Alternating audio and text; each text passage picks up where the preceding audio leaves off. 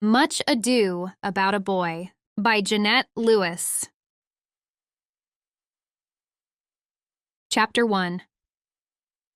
I stretched my trembling hands out before my face. What need we fear who knows it, when none can call our power to account? My words carried through the auditorium, loud and clear and unnaturally lower than my usual speaking voice. Ignoring the strain on my vocal cords, I kept my eyes glued to my palms as I pivoted slowly towards stage right. Yet who would have thought the old man to have so much blood in him?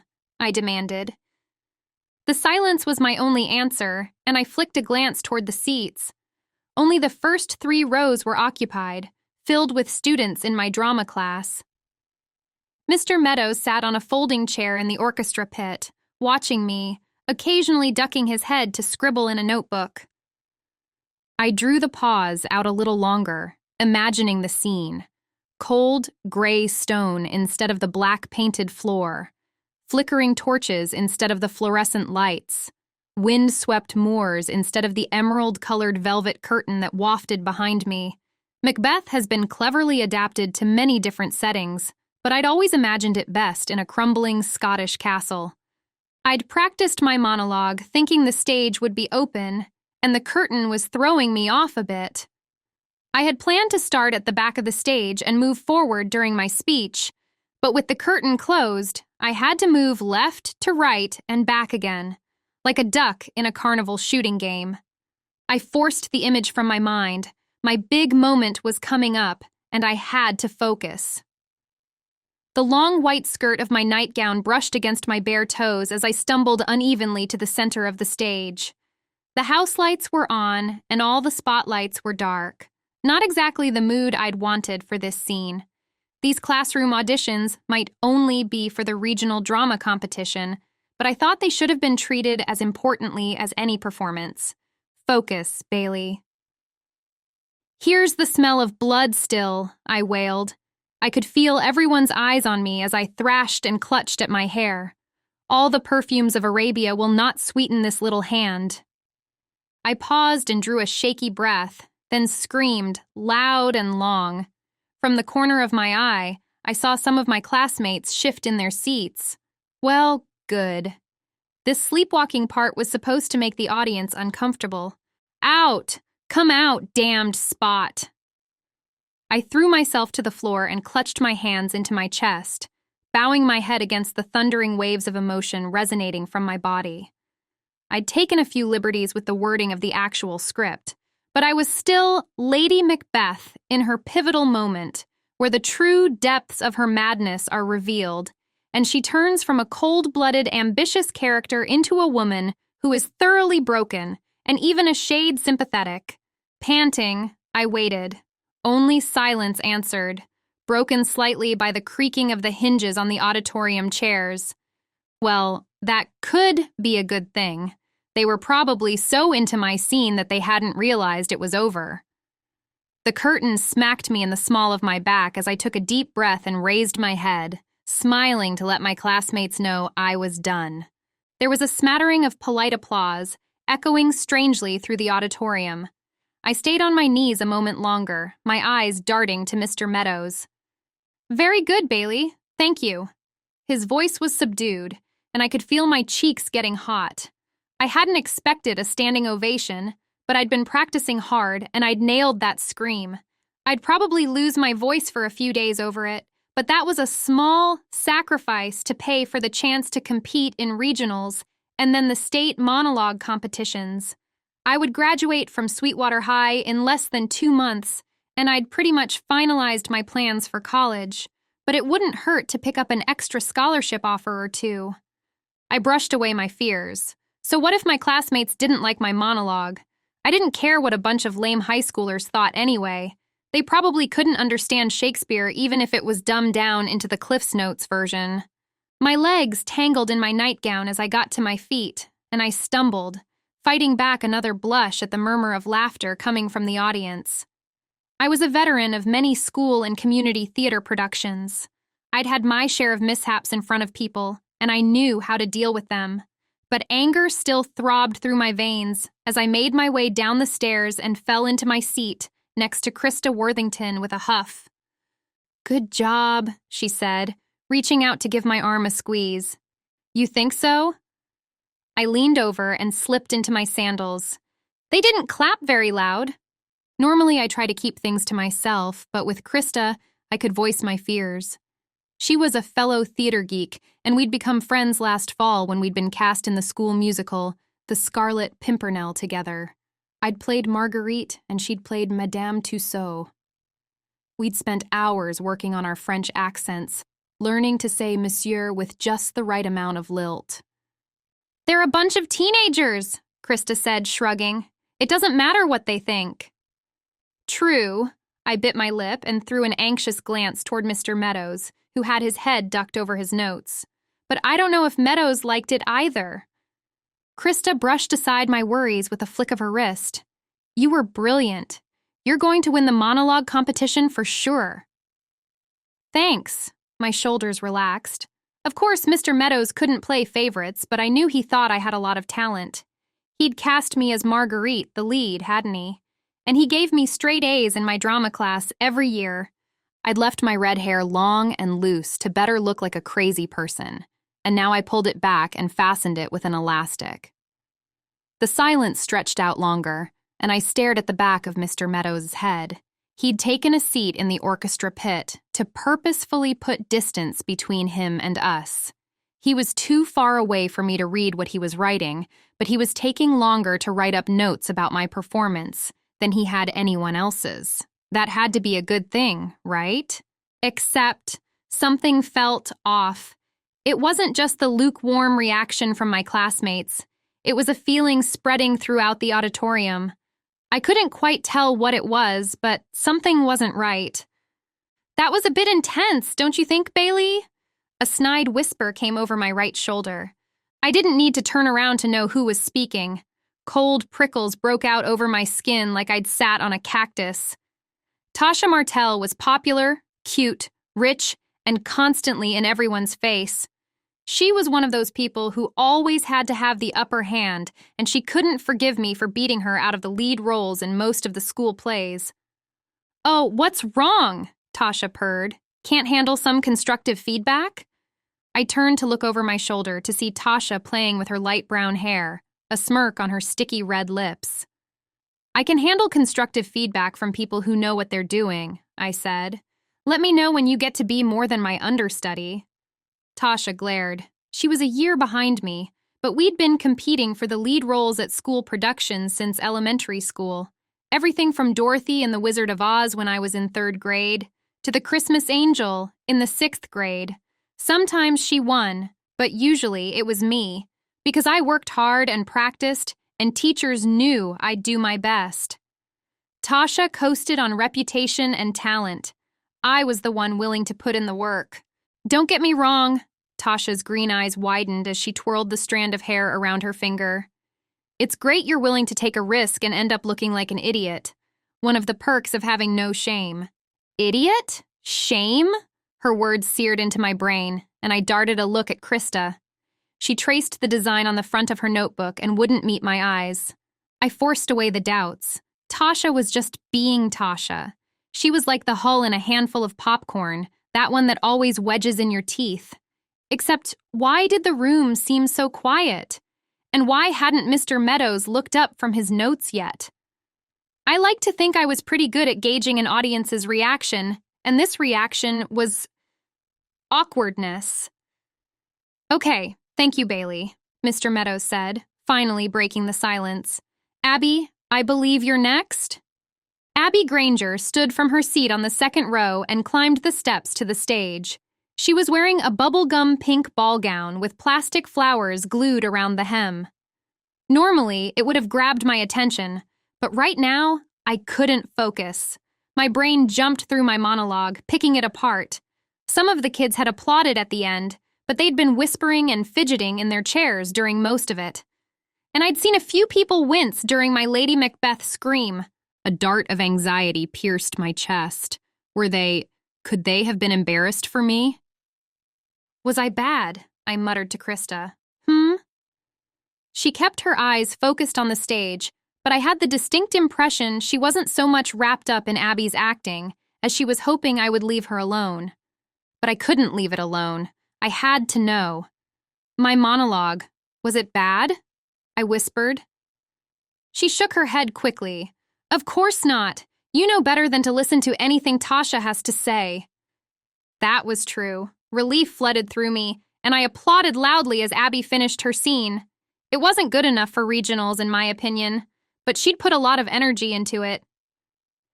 Finally, the monologues ended, and Mr. Meadows stood to face us. Thank you all for participating. I've enjoyed watching you perform. I'll post the list of finalists on the board tomorrow morning. His eyes traveled over the seats. Was it my imagination, or did his head tilt a bit when he came to me, a secret acknowledgement that I was a shoo-in? You did a good job, Krista reassured me as we left the auditorium. School had been out for almost 2 hours, and the hallways were mostly deserted. Thanks. I'd put a ton of time into my monologue, even filmed myself and watched it over and over to get the right rhythm, the right intonations, and the right movement. It feels good to have it over with. For sure, Krista's short blonde hair bounced as she nodded. I replayed my monologue in my head as I changed out of my costume in the girls' dressing room and drove home through Sweetwater. The afternoon air was tinged with salt from the nearby Atlantic Ocean, and I felt a rush of fondness for my hometown. It was the kind of place where people moved to raise their kids, where neighbors went clamming together after dark, and where kids met at the beach after school. I'd lived here all my life, and my roots went deep into the sandy soil. The sunshine on my face helped me shake off my feeling of uneasiness. I pulled the elastic from my ponytail to let my long hair whip in the breeze from the open window. Maybe my monologue wasn't perfect, but it was certainly better than anyone else's. No one else had brought as much drama or as much feeling. And if a bunch of teenagers didn't like Lady Macbeth, who cared? They didn't understand Shakespeare, but Mr. Meadows did. And he knew how much work I'd put into my performance. Of course, he'd want me to represent the school at regionals. Chapter 2. The next morning, I scanned the paper stapled to the bulletin board outside the drama room and did not see my name. My heart pounded in my ears, and I looked frantically up and down the deserted hallway. The floors were shiny and still reeking of cleaner. Was this some kind of a prank? I'd come early to see the results, totally confident that my name would be on the top of the list under state competition, monologues. It wasn't. I looked over the sheet again, this time even putting my finger on the paper to run down the list line by line. Krista had made it, and so had Abby and Tasha. Even Courtney was on there, and she'd done a monologue from Kill Bill. It's camp, for crying out loud.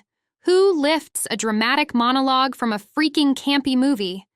But my name was not there. There had to be some kind of a mistake. I blinked back the sudden tears and turned toward the drama room. I knew my monologue was good. I knew I'd earned a spot on the team. Mr. Meadows was in his office, focused on his computer. When I knocked on the open door, his eyes flickered to me. Then he quickly shut the laptop. Oh, hi, Bailey. He tipped his head toward the empty chair on the other side of his desk. I've been expecting you. That sounds vaguely like a Bond villain, I said as I sat down. It was an attempt to lighten the sudden heaviness in the air, but judging by the faint smile he offered, it didn't work.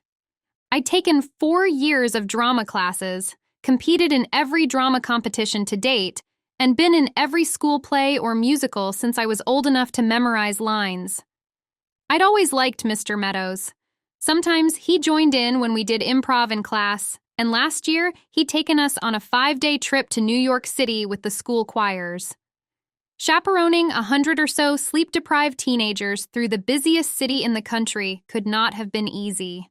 I doubted the poor man slept more than a few hours tops, but Mr. Meadows remained positive, upbeat, and happy. How can I help you? He asked now, bringing my attention back from New York. I waved my hand toward the hallway, where the regionals list was stapled to the bulletin board. I'm not on the list, I said. He sighed and rubbed the back of his neck. I know. My heart dropped, and I sat back in my chair in disbelief. So it's not a mistake?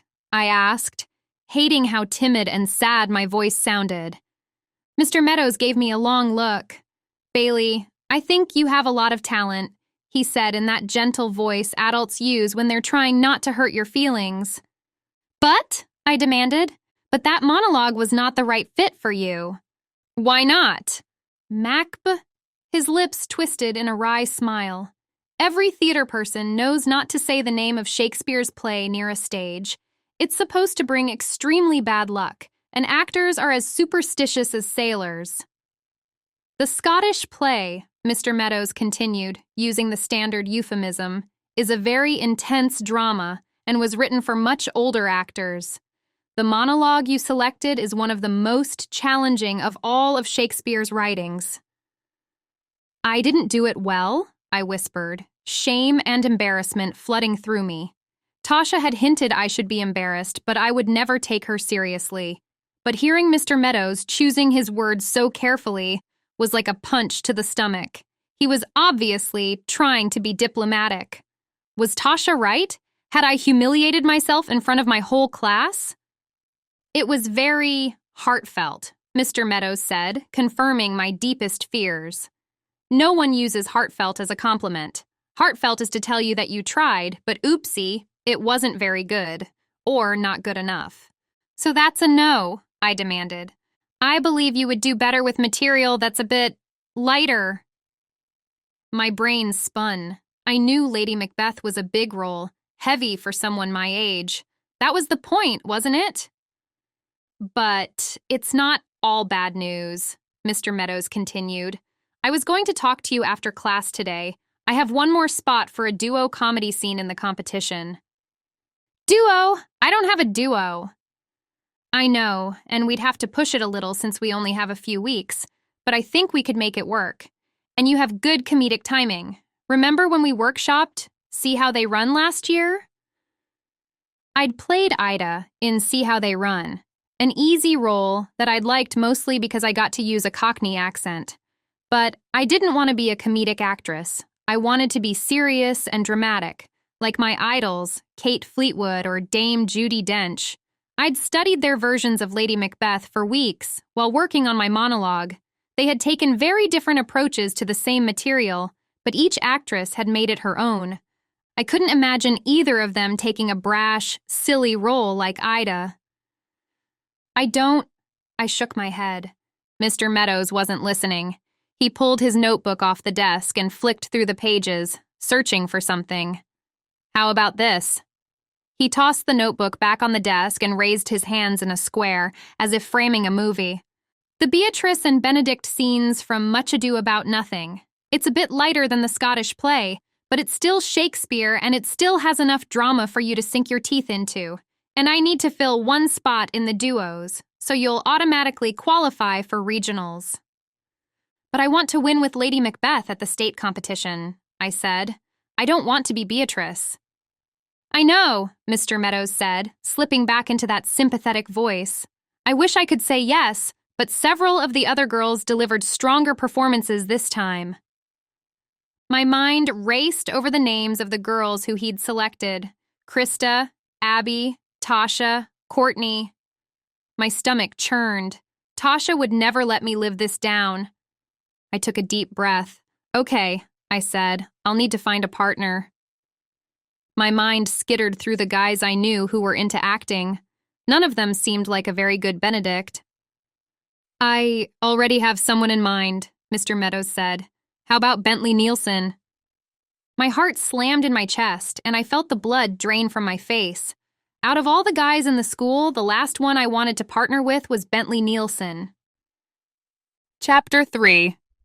I tossed my lunch sack onto the table at Summer's side, not caring that I was most definitely bruising the apple inside.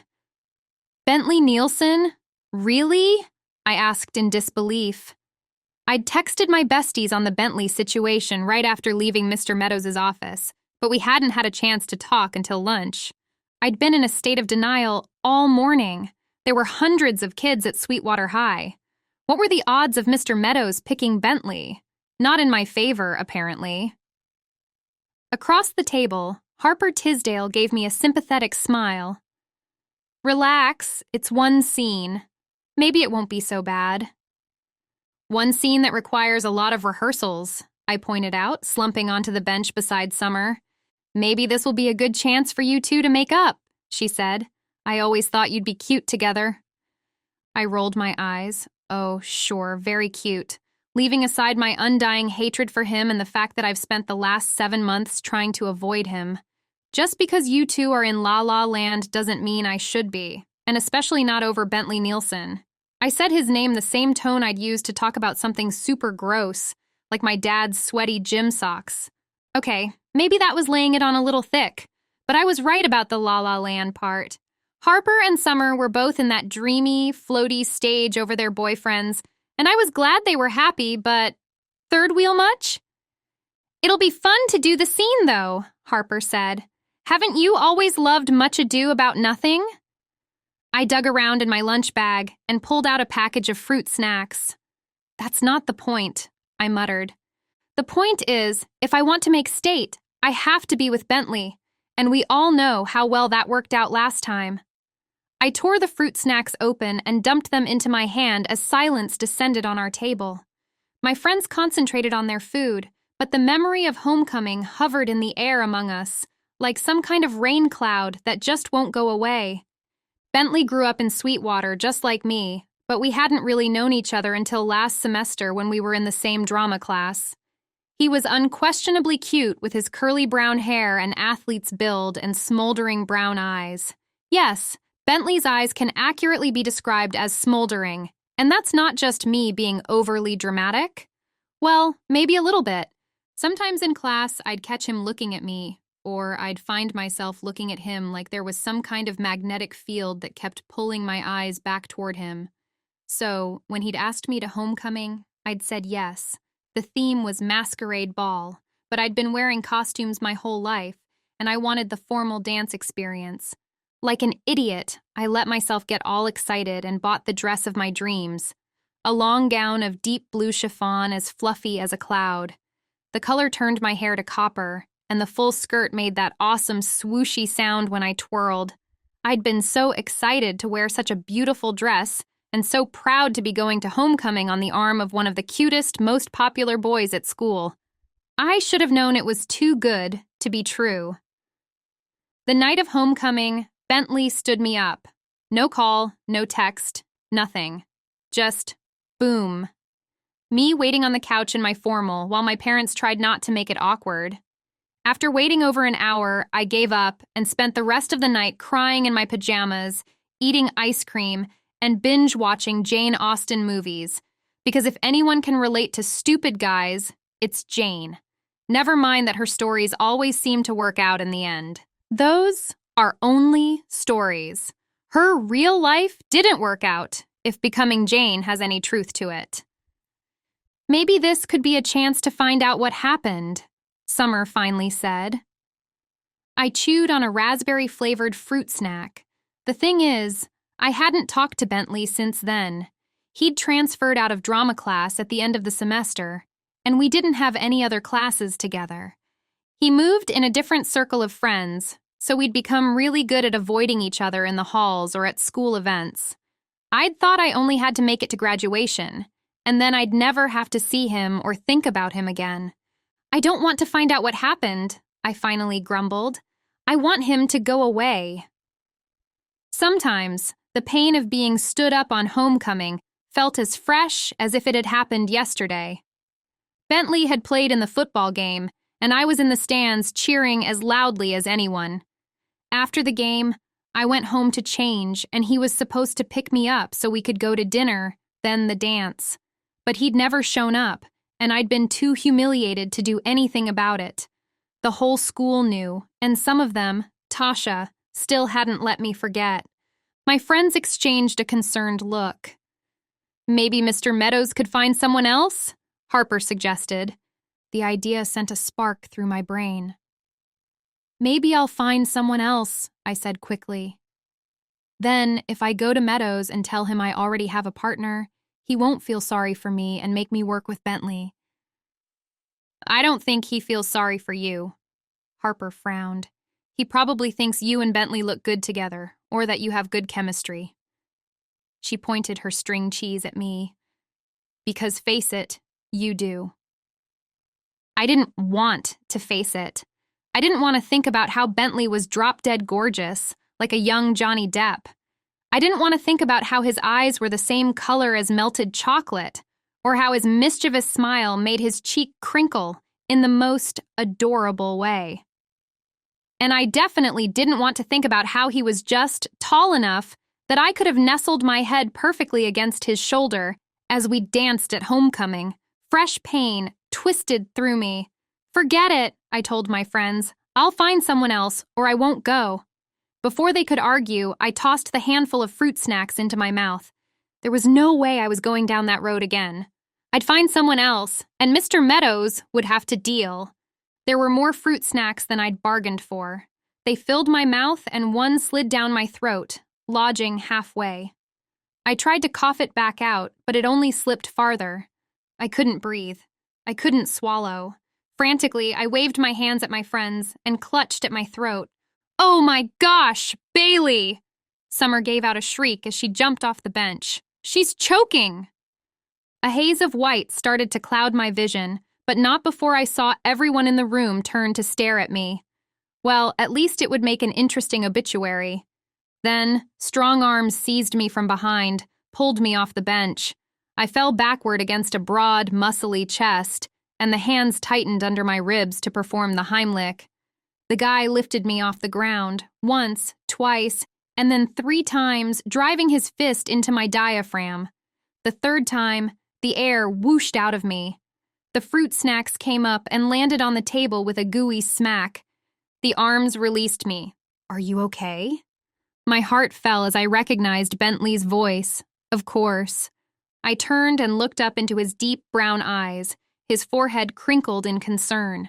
Shivers raced over my arms. I'm fine, I said in a shaky voice.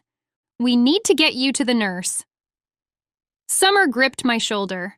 My throat felt raw, and my heart was thumping like crazy. But I wasn't sure if that was because I'd nearly died, or because Bentley had held me in his arms. I pushed the thought away. I hated him. He may have saved my life just now, but he'd still humiliated me in front of everyone last fall, and that wasn't something I'd easily forget. You probably should see the nurse, he said after a pause. Want me to walk you there?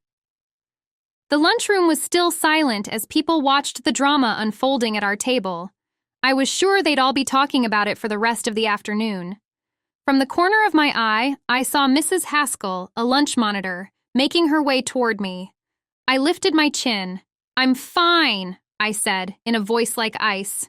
Thank you for your assistance, Mr. Nielsen. I won't be requiring your help any longer. Before he could reply, I snatched my crumpled lunch bag from the table and raced from the room. Chapter 4. Relax. It's not that bad. Everyone will forget about it over the weekend. My mother flicked her hand, shooing away my near-death experience as easily as she'd flick a fly. Okay, not really. She was super concerned when I told her I'd choked, and very relieved that I was okay. But she didn't understand just how awful it was to have had Bentley Nielsen save my life, and to have the whole school witness it. Maybe the Heimlich wasn't exactly romantic, but even hours later, the thought of his arms around me, the memory of my back bumping against his chest, sent shivers racing through me. Plus, I couldn't get the smell of his cologne out of my nose. Seriously, what was that? I put on perfume and the scent would fade in minutes, but Bentley always smelled good. He wore a deep, earthy cologne that made my stomach do a flip. Even now, several hours later, I could still smell it faintly on the back of the shirt I'd been wearing when he'd grabbed me. Not that I'd been walking around sniffing my shirt all afternoon. Not much. Another shiver cascaded through my stomach, and I rubbed my arms, trying to brush away the goosebumps that had been erupting since lunchtime at the merest thought of Bentley. My mother didn't notice. She was kneeling in the middle of my little sister, Carly's room, sorting through clothes. Stacks of shorts, t-shirts, nightgowns, and underwear teetered between us, and when I looked closely, I recognized some of them as my hand-me-downs. It was hard to believe I was ever small enough to fit into the teal and purple aerial nightgown my mother was folding. I leaned my back against the wall and slid down until I was sitting on the floor of Carly's room. So what do I do about the drama competition? Mom tipped her head to examine a small hole in the nightgown. I think you should go for it. But I worked so hard on the monologue, I protested, thinking of the hours and hours of practice I'd put into it. Mom would know. She'd helped me learn the lines and block the movement, and had even sewn the nightgown to turn me into a perfect Lady Macbeth. Except maybe it wasn't so perfect, after all. I didn't have a spot at regionals after all that work. I'm not discounting the effort you made, sweetheart, Mom said, as she folded Carly's nightgown and slid it back into the drawer. But obviously, it wasn't what Mr. Meadows was looking for. So the best you can do is adapt, right? I thumped my head against the wall. Really? That's all you're going to say? She brushed a strand of her auburn hair back from her face and sent me a stern look. What do you want me to say? You did your best and you lost. But the other kids who won did a good job too, right? Not as good as me. The words sprang to my mouth, and I kept them back with difficulty. I knew I was better. My Lady Macbeth had depth, feeling, and dramatic pauses. Plus, it was Shakespeare, and who doesn't love Shakespeare? Tasha had done some cheesy monologue from the movie Transformers. That's not even real acting. But she was the one going to regionals instead of me. Bailey, Mom's forehead creased. They were good, right? I nodded. As much as it hurt, I knew Mr. Meadows would never be unfair. He had his reasons, I just didn't like them. I guess so, I finally admitted. Well, if you did your best, that's all you can do, Mom said. She checked the sizing on a pair of Carly's denim shorts, then tossed them into the donate pile by the door. Not to change the subject, but it's date night. Can you babysit? Sure, I mumbled, not like I had anything planned for Friday night. Harper and Summer were going out with their boyfriends, and I had nothing going on. Was there a word for when your parents had a better social life than you? Don't get me wrong, I was glad my parents were happily married. They were always hugging and kissing, and sometimes Dad grabbed Mom and led her through a little two-step in the middle of the living room. But sometimes it was embarrassing too, the way they always held hands in public and looked at each other like they're teenagers on a first date and not a couple who'd been married for almost 20 years. They were in their 40s, for crying out loud. Wasn't all that lovey-dovey stuff supposed to be over by then? Why the big sigh? Mom asked, breaking into my thoughts. Nothing, just thinking. Her forehead creased. Do you need to talk more? I shook my head. More talking wouldn't help get me out of this situation with Bentley. But maybe. I jumped up and pulled my phone from the back pocket of my jeans. Maybe Bentley could get me out of this situation with Bentley. I gotta go, I said. We're leaving at 6, she called as I left the room. I raised my hand in acknowledgement and sped into my own room, closing the door firmly behind me. At times like this, I wished I had a lock, but my parents didn't allow them on our bedroom doors. I slid down the door and pressed my back against it to at least block anyone who would try to come in, then scrolled through my contacts with shaking fingers. Yes, I still had Bentley's number. It was stupid, but after he'd stood me up, I couldn't bring myself to delete it. It would be like admitting I meant nothing to him and could be forgotten as easily and as quickly as my phone forgot a contact.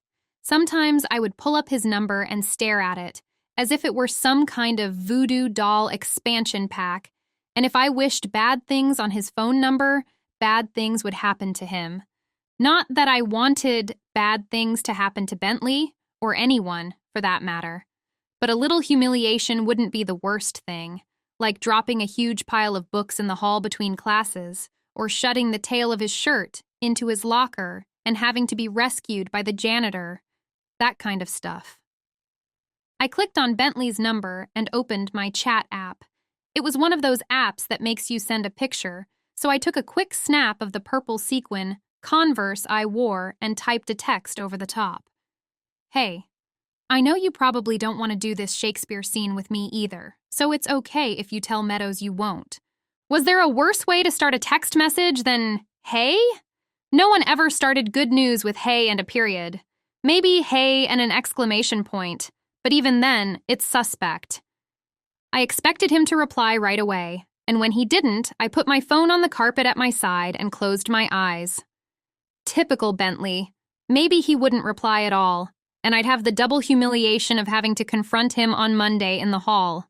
Or maybe he'd deleted my number and thought I was a spammer. A fresh wave of anger surged through me, and I grabbed the phone again and took an identical picture of my sneakers, then typed, "This is Bailey, BTW." I set the phone back down and stared at the shadow boxes that hung on the wall above my bookshelf. My mom made a new one for every show I did and included the program, a couple of pictures, and other memorabilia, like dried flowers from the bouquets my grandparents sent me on opening night, or the heel of my shoe that had broken in the middle of the show when I'd played Gertrude McFuzz in the 8th grade's production of Seussical Jr. I could look at that wall and watch myself grow up, from a skinny 6-year-old playing a generic orphan in the elementary production of Annie, all the way to last year when I was Marguerite in Pimpernel, decked out in a tall wig and a huge red ball gown with panniers so wide I had to turn sideways to get through the doors. My phone beeped with the alert for the picture app, and I yanked my attention away from the wall.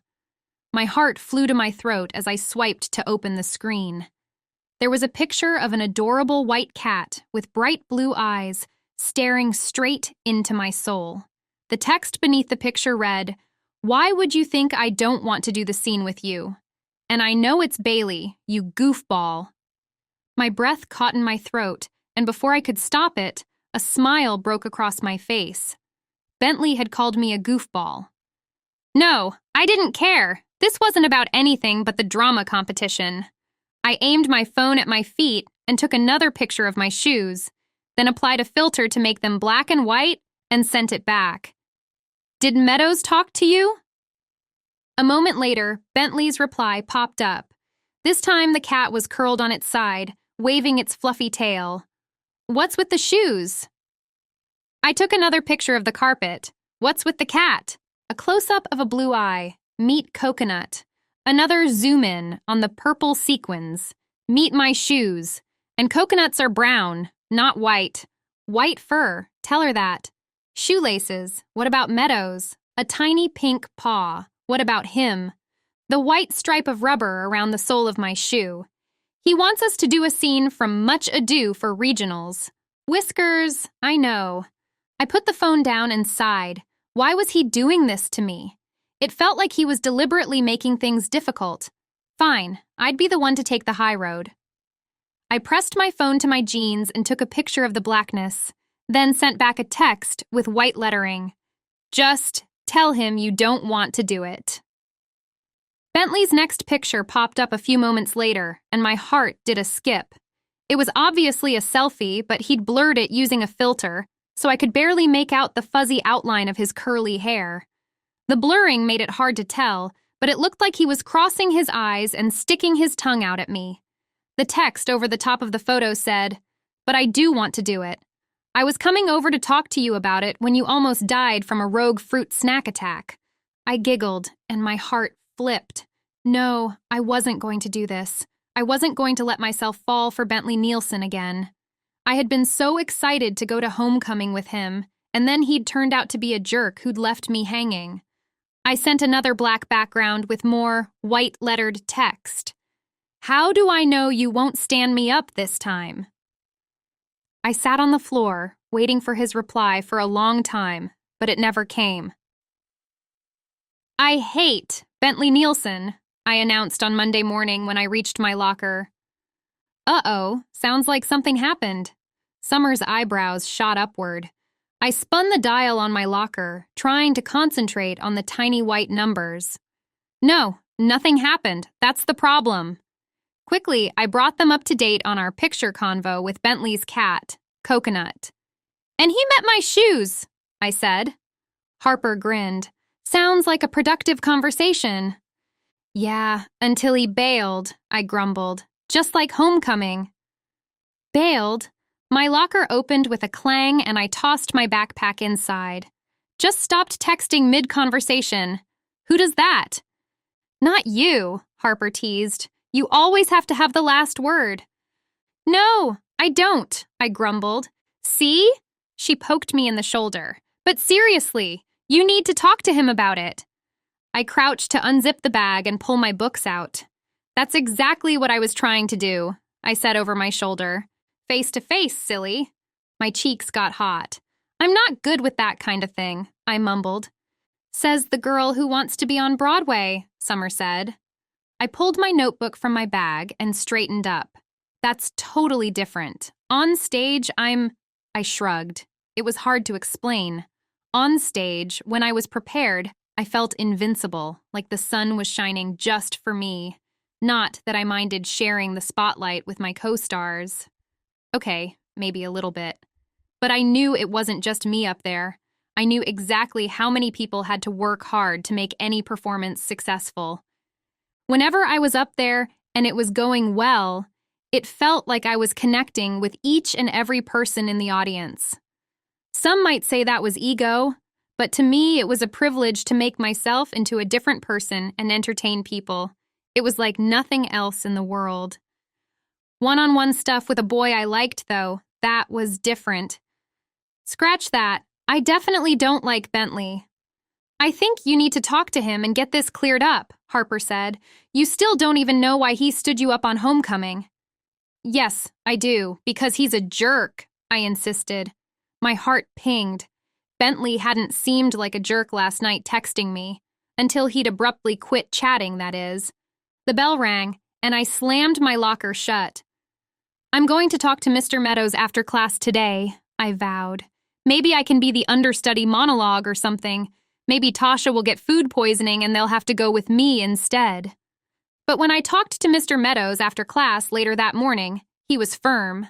I could not take my Lady Macbeth monologue to regionals, where he felt I'd have no chance. It was a duo with Bentley, or I could sit this one out. And we had no time to waste. Our first rehearsal was scheduled for that afternoon. Chapter 5. I arrived at the drama room after school to find Bentley already waiting. He sat on a folding chair next to the piano, wearing skinny jeans, a t-shirt, and white kicks. My gaze darted over his curly hair, and my heart pounded at the memory of the blurry photo he'd sent during our chat. If merely the suggestion of Bentley was enough to give me goosebumps, what would the real thing do? How's Coconut? I blurted before I could stop myself. Bentley's chocolatey eyes gleamed as he grinned. Ornery, as usual. That is fake news, I said. There's no way something that fluffy and cute could be ornery. He shrugged. You don't know Coconut. Try telling her she's had enough food and see what happens. A laugh burst from me before I could stop it. Our eyes met across the drama room, his full of hope and... Was that an apology? I gritted my teeth against the hammering of my heart. Stop it, Bailey. Stop making this easier for him. I remembered the pain I'd felt that night, sitting around in my beautiful blue dress waiting for the doorbell to ring. As I thought of the humiliation, any good feelings evaporated. Have a seat? Bentley tipped his head toward the folding chair at his side. How could he look so cute and so innocent, and yet be the kind of guy who would leave me hanging? I grabbed the back of the chair and pulled it across the industrial carpet, putting some serious distance between us. Bentley's eyebrows scrunched down in confusion, but before he could say anything, Mr. Meadows burst out of his office with a stack of papers in his hands. He always moved like he was 1 second from catching on fire. Oh, good. You're both here, he said, throwing us a smile. Thanks for staying after. I gave him a small nod and shot a look at Bentley. He was still staring at me, an expression of something in his eyes. Didn't matter. He was a jerk, and the only thing I cared about was making this duo work. I looked away. "All right, much ado about nothing," Mr. Meadows said in a breezy voice.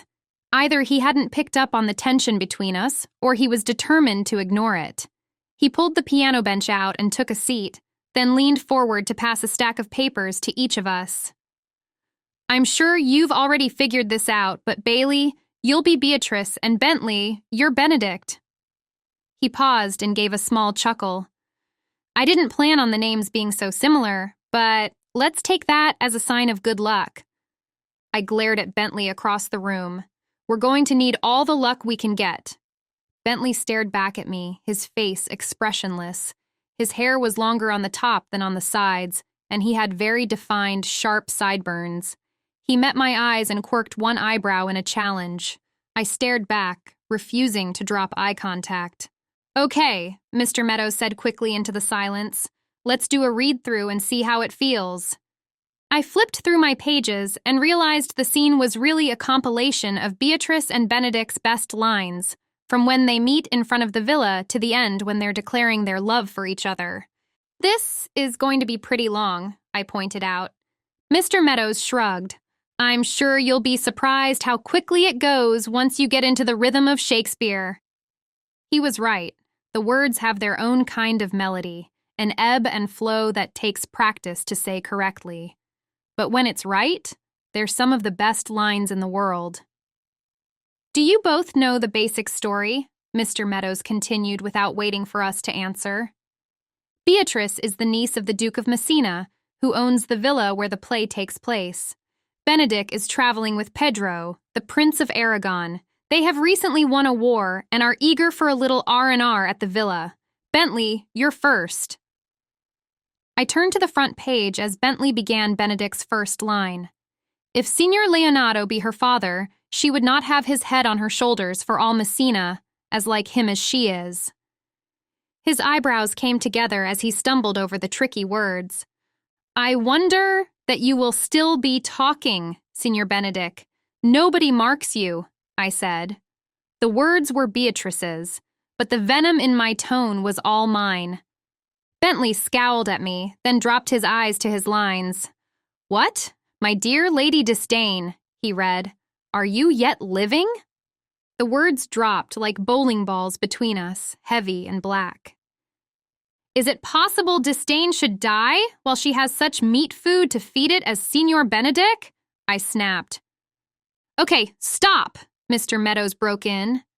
Bentley glared at me across the space that separated us, and I glared back. Good. I was making my point. Benedict and Beatrice are engaged in what the character Leonardo calls a merry war, Mr. Meadows said patiently. They don't hate each other. In fact, you could say they're attracted to each other and they use banter as a way to hide their feelings. I knew this already. I'd read the script, watched several movie adaptations, and seen the play performed at the university in Chapel Hill. Beatrice and Benedict were the original rom-com couple, exchanging light-hearted barbs until they could no longer deny their love for each other. "We don't have to be totally in character," I said quietly. "Sorry, what?" Bentley narrowed his eyes at me. "I said we don't have to be totally in character," I said louder. "I mean, neither of us is as old as they are supposed to be, and I'm not planning on being single forever like Beatrice. And I'll bet Benedict has honor and would never stand anyone up on a date." Bentley held up one hand. "Okay, wait a second. Let's call it a day," Mr. Meadows said quickly. "Why don't you take this week to learn your parts and we'll meet again on Friday?" He jumped to his feet and beelined into his office, shutting the door firmly behind him. There was a long moment of silence, and then Bentley looked at me. "Correct me if I'm wrong, but aren't you the one who needs me to do this?" I felt the heat overtaking my face. "If you don't want to do it, just say so." He rolled his eyes. "I think we've already been over this. Remember texting me the other night? I said I'd do it." "I don't need your pity or your participation," I said. He shrugged easily. "You're a talented actress, but even you couldn't pull off this scene alone." I hated that his words warmed me, made butterflies stir in my stomach. I didn't care if he thought I was a good actress or not. I didn't care anything about what he thought. I gathered up my bag and hurried out the door as fast as I could. Bailey! Bentley had followed me. His voice echoed down the hall, which was cluttered with handmade posters advertising the cheerleaders' upcoming bake sale. I spun around. What?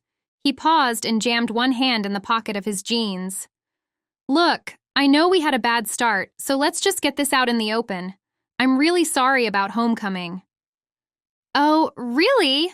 I couldn't keep the acid from my voice, the fresh hurt bubbling to the surface. Now you're coming clean? It was something beyond my control, Bentley said. His cheeks darkened and he wouldn't meet my eyes. I'm not interested in excuses. His brown eyes glinted with anger. Fine, because I'm not making excuses. I'm just trying to apologize. Don't worry about it, I said, waving my hand airily. I certainly don't. A lie, but he didn't need to know that. What's your problem? He demanded. Right now, you. He blew out a big breath. We don't have to like each other, but we do have to work out this scene, so when can you practice? I'll practice in my way, and you practice in yours, I said. He rolled his eyes. Okay, yeah, because that's going to work. Why don't you stop acting like such a theater snob for once? Or did you forget how? Yeah, like you forgot to text me the night of homecoming to tell me you weren't coming. We stood in the silent hallway, glaring at each other for a long moment. Look, he finally sighed. Let's take a few days to memorize our parts, and then we can get together and rehearse. How does that sound? Wonderful and awful at the same time. Bentley Nielsen was a jerk. So why did I want to step closer to him? Why did I wonder what it would be like to be in his arms? His lips were full, framed by the barest trace of a 5 o'clock shadow that was definitely a bit on the patchy side. His eyelashes were like brooms. Why did guys always get the best eyelashes? It wasn't fair. So, is that a yes? Bentley asked, and I yanked my eyes away from the small curls that fell across his forehead. Fine, I grumbled. Text me when you're ready. Without waiting for an answer, I hurried off, my backpack bouncing against my back. I was in trouble. I had to remember I hated him. I couldn't let myself fall for that smile again, or for those curls. Stop it, Bailey, I reminded myself. You have a perfectly good fancy dress at home that's never been danced in, all thanks to that idiot. It seemed to help a little bit. My resolve hardened as I reached the parking lot. I threw my backpack into the trunk of my car and hurried home as fast as I could. Benedict and Beatrice have always been one of my favorite couples as far as Shakespeare's comedies go. No one can touch the tragic sweetness of Romeo and Juliet or Hamlet and Ophelia, but Benedict and Beatrice had some good moments. After dinner, I sat on the floor in the living room, thumbing through my script. I'd memorized longer parts, but Shakespeare's words always take some untangling. What's that? Carly wrapped her arms around my neck and tried to climb onto my lap. She was 8 and afflicted with the youngest child syndrome in a big way. To tell the truth, all of us babied her a little bit too much, but with her copper-colored hair and china blue eyes, it was hard not to. My script, I said, placing the stapled pages aside and wrapping my arms around Carly. Are you doing another show? Max frowned and looked up from his Legos. He's 12 and a bit on the skinny side. I didn't like the last one. The Scarlet Pimpernel had been a bit too much for both my siblings. The night they'd come to see me, Mom had taken them out during the guillotine sequences. But even without those, they'd been a little overwhelmed by the heaviness of the musical. But you liked my costumes, right? I reminded Carly. Marguerite's wedding gown had been her favorite. White brocade covered in gold embroidery. Yes, Carly wrinkled her nose. But your butt was too big. I laughed and tickled her stomach. That was the style then, silly girl. But I agree, my butt was too big. The dresses had been gorgeous, and I'd felt every bit like a French princess. But the costumes were not easy to move around in, especially during the fights. We'd had to practice for ages to make it look effortless. This is Shakespeare. I held up the pages in my hand. And it's not even a play, just a couple of scenes for the drama competition. Are you going to be the nightgown lady again? Max wrinkled his nose. I didn't like that one too much either, Carly added. She'd seen me practicing my Lady Macbeth a few times. I shook my head. This one is supposed to be funny. Listen. I grabbed the pages and searched for one of Beatrice's best comebacks when she and Benedict are bantering. So he says, "Keep your ladyship still in that mind, or some gentleman shall scape a predestinate scratched face." Then my character comes back with, "Scratching could not make it worse and tweer such a face as yours." That's pretty funny, right? Max wrinkled his nose. Why is it so weird? It's like talking in cursive. I laughed. That's a pretty good description. It'll be better when I've had time to practice. I hadn't memorized the script yet, let alone discovered the rhythm and cadence that would breathe life into the poetry of Shakespeare's words. Can't you do Frozen or something like that? Carly asked. You'd be a beautiful Princess Elsa. I'm a redhead. I'd have to be Anna, I said. I get to be Anna. Carly shook her head fervently. You're the big sister. You have to be Elsa. Guess I'll need a wig, I agreed. Then I wiggled my fingertips in her face. Should I make you into a snowman? Carly giggled. No, you build me a snowman, not build me into a snowman. Oh, right, I grinned. Well, not right now, kiddo. I have to learn these lines. She slid off my lap and did a pirouette in the middle of the room, reminding me of all the times I'd done the same thing. With gymnastics, dance classes, and voice lessons, my parents had poured a lot of time and money into my passions. Max returned to his Legos, and Carly waltzed away to her room. I turned my attention back to my script. Beatrice had never been a top character choice for me. I preferred dramatic, meaty roles. Lady Macbeth, obviously, but also Eponine in Les Mis, Aldonza in The Man of La Mancha, Holly in Wait Until Dark, and Nora in A Doll's House. Something I could really sink my teeth into, so I could learn from it, grow, and deliver a knockout performance. Beatrice was okay, though, and she had some good lines. After I had the part memorized, I could start working on the character development. Everyone has their own method for memorizing, and mine was to record myself saying each line and memorize them in order. Then I'd do another recording of only Bentley's lines where I'd say mine out loud to fill in the pauses. Maybe Bentley would record his lines for me. The thought of having a recording of his voice tumbling smoothly over Shakespeare's lines sent a wave of longing through me. No, that wasn't going to happen. Whatever chance Bentley had with me, or I had with him, was over. Chapter 6. Wednesday after school, I drove to Harper's house for a spa day. My friends and I tried to do pampering days at least once a month, and it was always fun to spend time together painting each other's nails, deep conditioning our hair, and doing facials. It had been harder and harder to find the time as we'd all grown up, and our schedules were full of school, work, and boys. Well, boys, for them. To be honest, I was happy for my besties, but it was hard not to feel a little jealous when I was around them. They were clearly so in love with their boyfriends, and Jet and Gabe were great guys who were definitely in love with them. I'd been on dates before, but sometimes I thought Harper and Summer lucked out and snagged the two best guys at Sweetwater High. We set up in Harper's bedroom and got to work, applying a deep oil treatment to our hair and then turning to our nails. How's the scene going with Bentley? Summer asked.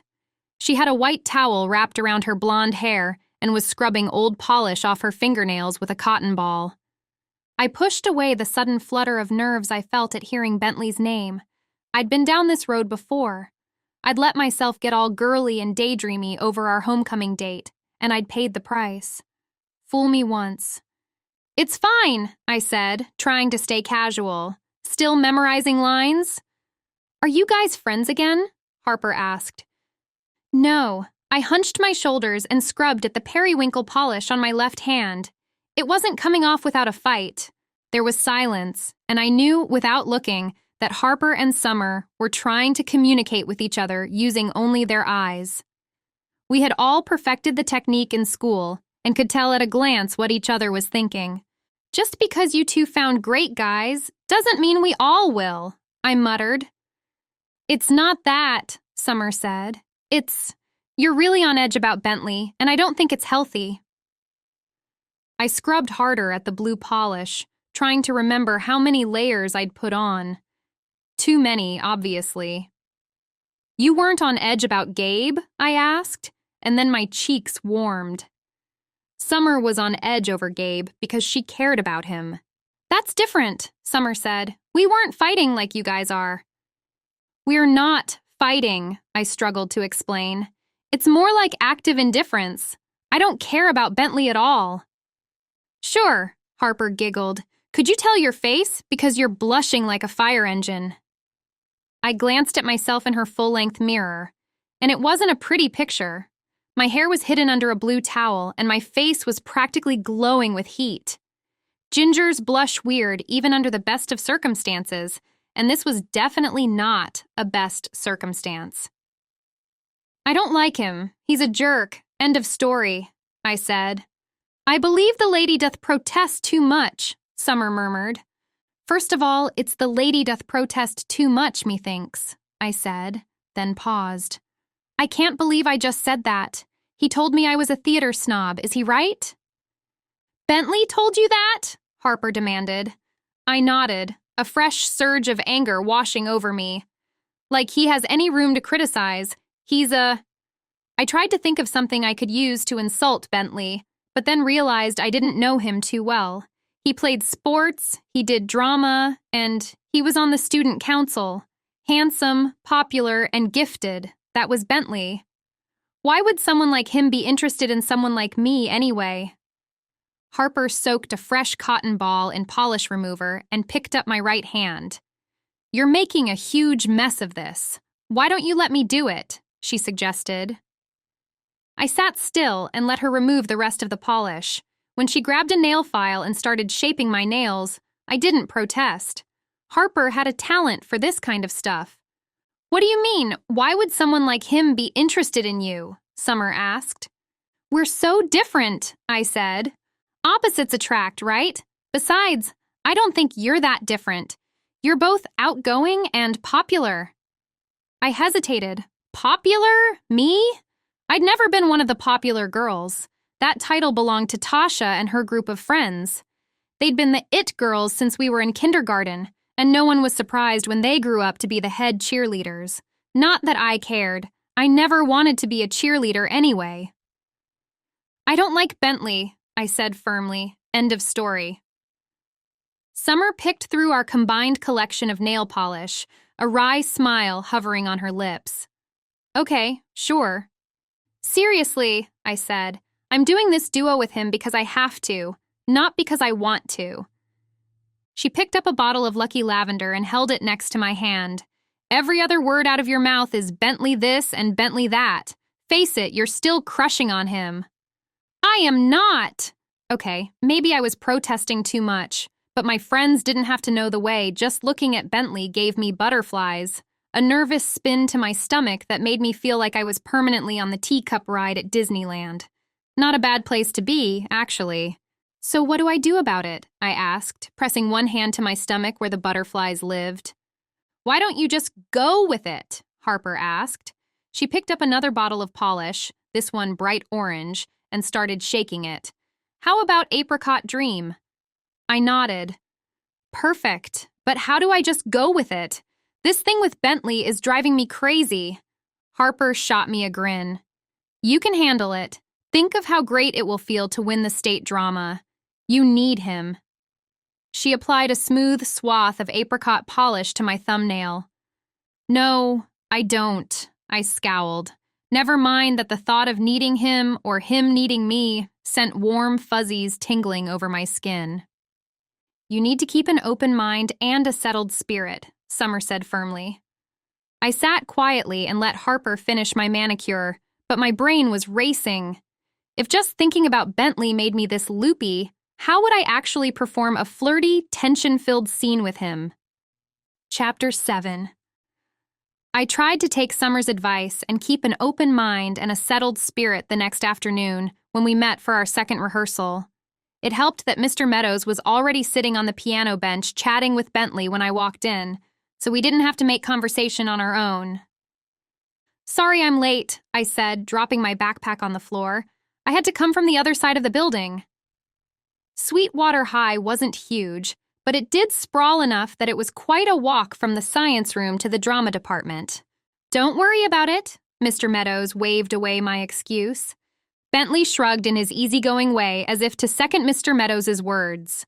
I threw myself into the empty chair and swiped my hair to one side.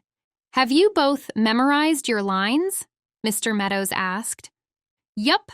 I'd been going over my lines every spare minute and was reasonably confident I had them memorized." Above his navy t-shirt, Bentley's neck flushed. "Not quite," he said.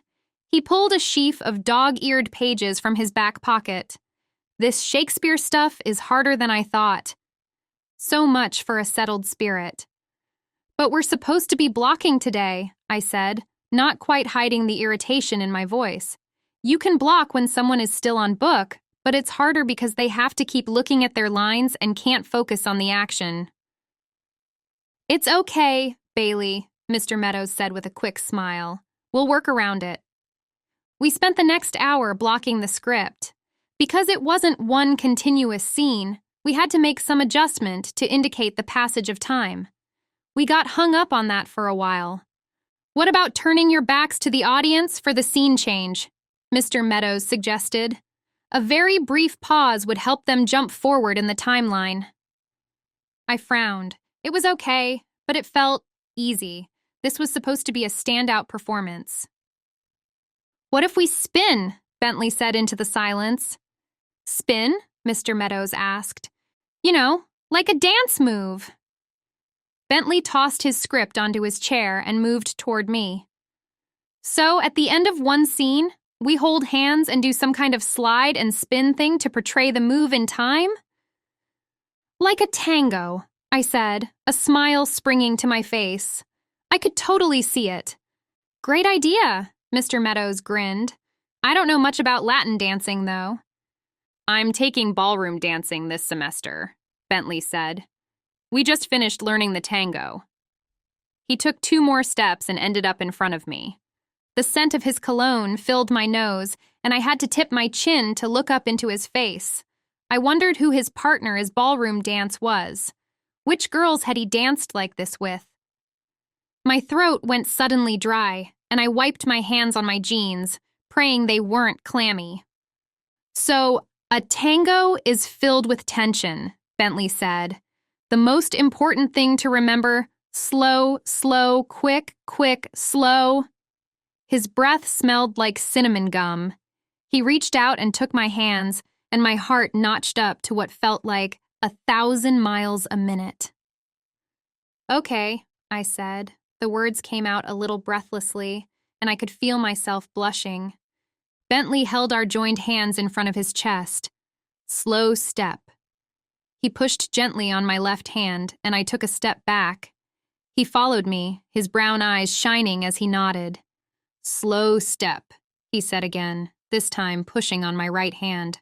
"I like it," Mr. Meadows said from the sidelines. "See if you can come up with a small sequence of tango steps to tie the scenes together." His phone rang in his pocket, and he grabbed it. "I need to take this," he said, glancing at the screen. "You two keep practicing." He pressed the phone to his ear and left the room. Bentley was still holding my hands. He turned back to me. "What if we have the movement escalate with each change? So in the beginning, it's kind of a basic tango, then it gets more complex as the story progresses. I can ask Mrs. Ackerman to help me with the choreography." I could already see it. The building tension of the tango would mimic the building tension of the scenes. "It's killing me to admit this is a really good idea," I grumbled. A grin flashed across his face. "Oh, really? Maybe I'm full of good ideas. You just haven't realized it yet. You're full of something, I blurted. He threw back his head and laughed. The sound sent my heart skipping into an entirely new dimension, a time warp to when we were still flirting in drama class and Bentley hadn't broken my heart yet. He was still holding my hands, and the smile slid from his lips as our eyes met. Slow, slow, quick, quick, slow, Bentley murmured. He guided me through the basic steps a few more times, his eyes never leaving my face. Our bodies were mere inches apart. I tried to think if I'd ever touched him before and couldn't remember. I like dancing with you, Bentley said softly. You mean like at homecoming? The words were out before I could stop them, and I crashed back to earth with a thud. Bentley dropped my hands and huffed a sigh. You're never going to let that go, are you? For a minute, I thought I could let it go, but it would be easier if I knew why, I said. I know, but I can't tell you. It's personal. I'm sorry. My mind whirled through a whole list of personal excuses, but I couldn't think of a single one that would make him unable to at least text me. So you've said, I finally replied. I should have contacted you right after it happened, he admitted, and I'm sorry I didn't. Yes, you should have. Why didn't you? A hint of color stained his cheeks. Was he blushing? And why was it suddenly the most adorable thing I'd ever seen? I was embarrassed, he said, and the longer I let it go without talking to you, the worse it got until… He shrugged. I figured there was no excuse I could give that would be good enough. My brain churned over all the emotions tied up in that homecoming night. At first, I'd feared he'd been in some kind of accident, especially when he didn't return my texts. But that fear had quickly turned to anger when I saw him at school on Monday, without a scratch. He'd come by my locker that morning, tried to talk to me, but I'd brushed by him and had tried to totally ignore him since. Is there any way I can make it up to you? Bentley asked now. He shifted his weight like he was about to reach for my hands again, and a fresh wave of butterflies lit my stomach. We both jumped back as the door crashed open and Mr. Meadows reappeared. Sorry about that, you two, he said. What did you decide on the tango? It's good, I said quickly. Yeah, Bentley added. We'll work on it. Mr. Meadows paused, and a smile tugged at the corner of his mouth. Okay, I guess I'll leave it up to you then. He stuffed his phone back in his pocket. I'm sorry, but I need to wrap this up today. I've got to go pick up my daughter. We made plans for our next rehearsal, and I walked to my car in a haze of confusion. The Shakespeare I could handle, but what I couldn't handle was suddenly liking Bentley again. Because boy howdy, now that I wasn't mad at him any longer, I was able to remember how cute he was. His crooked smile could turn me from ice to fire in a split second, and my heart stuttered when he held my hands. Who cared if it was for a scene? I got to hold hands with Bentley Nielsen. I was finishing my homework that night in my room when my picture app chimed. My heart seemed to ring right along with it. Somehow, I knew it was him. I grabbed my phone off the bedspread. Bentley had sent a picture of a shelf stocked with food, obviously a pantry. I'm in charge of dinner. What should I make? I giggled and took a picture of my math book. Order pizza? The next picture was a close-up of a box of mac and cheese. Ha! Too easy. This will be a masterpiece. I didn't even try to keep the smile from my lips as my gaze bounced around my room, seeking other things to photograph. I needed something that wasn't too personal, but was still interesting. Finally, I decided on a picture of my shadow boxes. I took a snap and sent my reply. You'd take mac and cheese over pizza? Who even are you? The next picture was of the mac and cheese in a saucepan, still in the box. Am I doing this right? Close-up of some dried flowers. Wow, you seriously need home ec. Raw noodles dumped in the pan. Ye of little faith. Just wait, a ticket stub from my New York trip with the drama class. There's no way to save this. A jar of mayo, open on the counter. Don't knock it till you try it. The rhinestone necklace I'd worn in Pimpernel. Please no. Who hurt you? A bowl of green apples on a white countertop. Can I see you tomorrow? I dropped my phone as if it had suddenly caught fire. Tomorrow was Saturday. Seeing Bentley at school to rehearse and seeing Bentley on a weekend were two entirely different things. I must have waited too long to reply because he sent another picture. This one showed the stovetop with the macaroni bubbling in the saucepan. Burger bar, noon, rehearse lines. My hands shook as I took a picture of the blue ribbon I'd won in a grade school talent contest. Okay. Chapter 8. The Burger Bar was a typical small-town hangout spot. Windows for ordering, a parking lot where everyone ate in their cars, and a few big trees behind the place. My heart was fluttering like crazy as I pulled in and scanned the lot to see if Bentley was here yet. I knew he drove a beat-up Toyota because what girl doesn't scout out what kind of car her crush drives?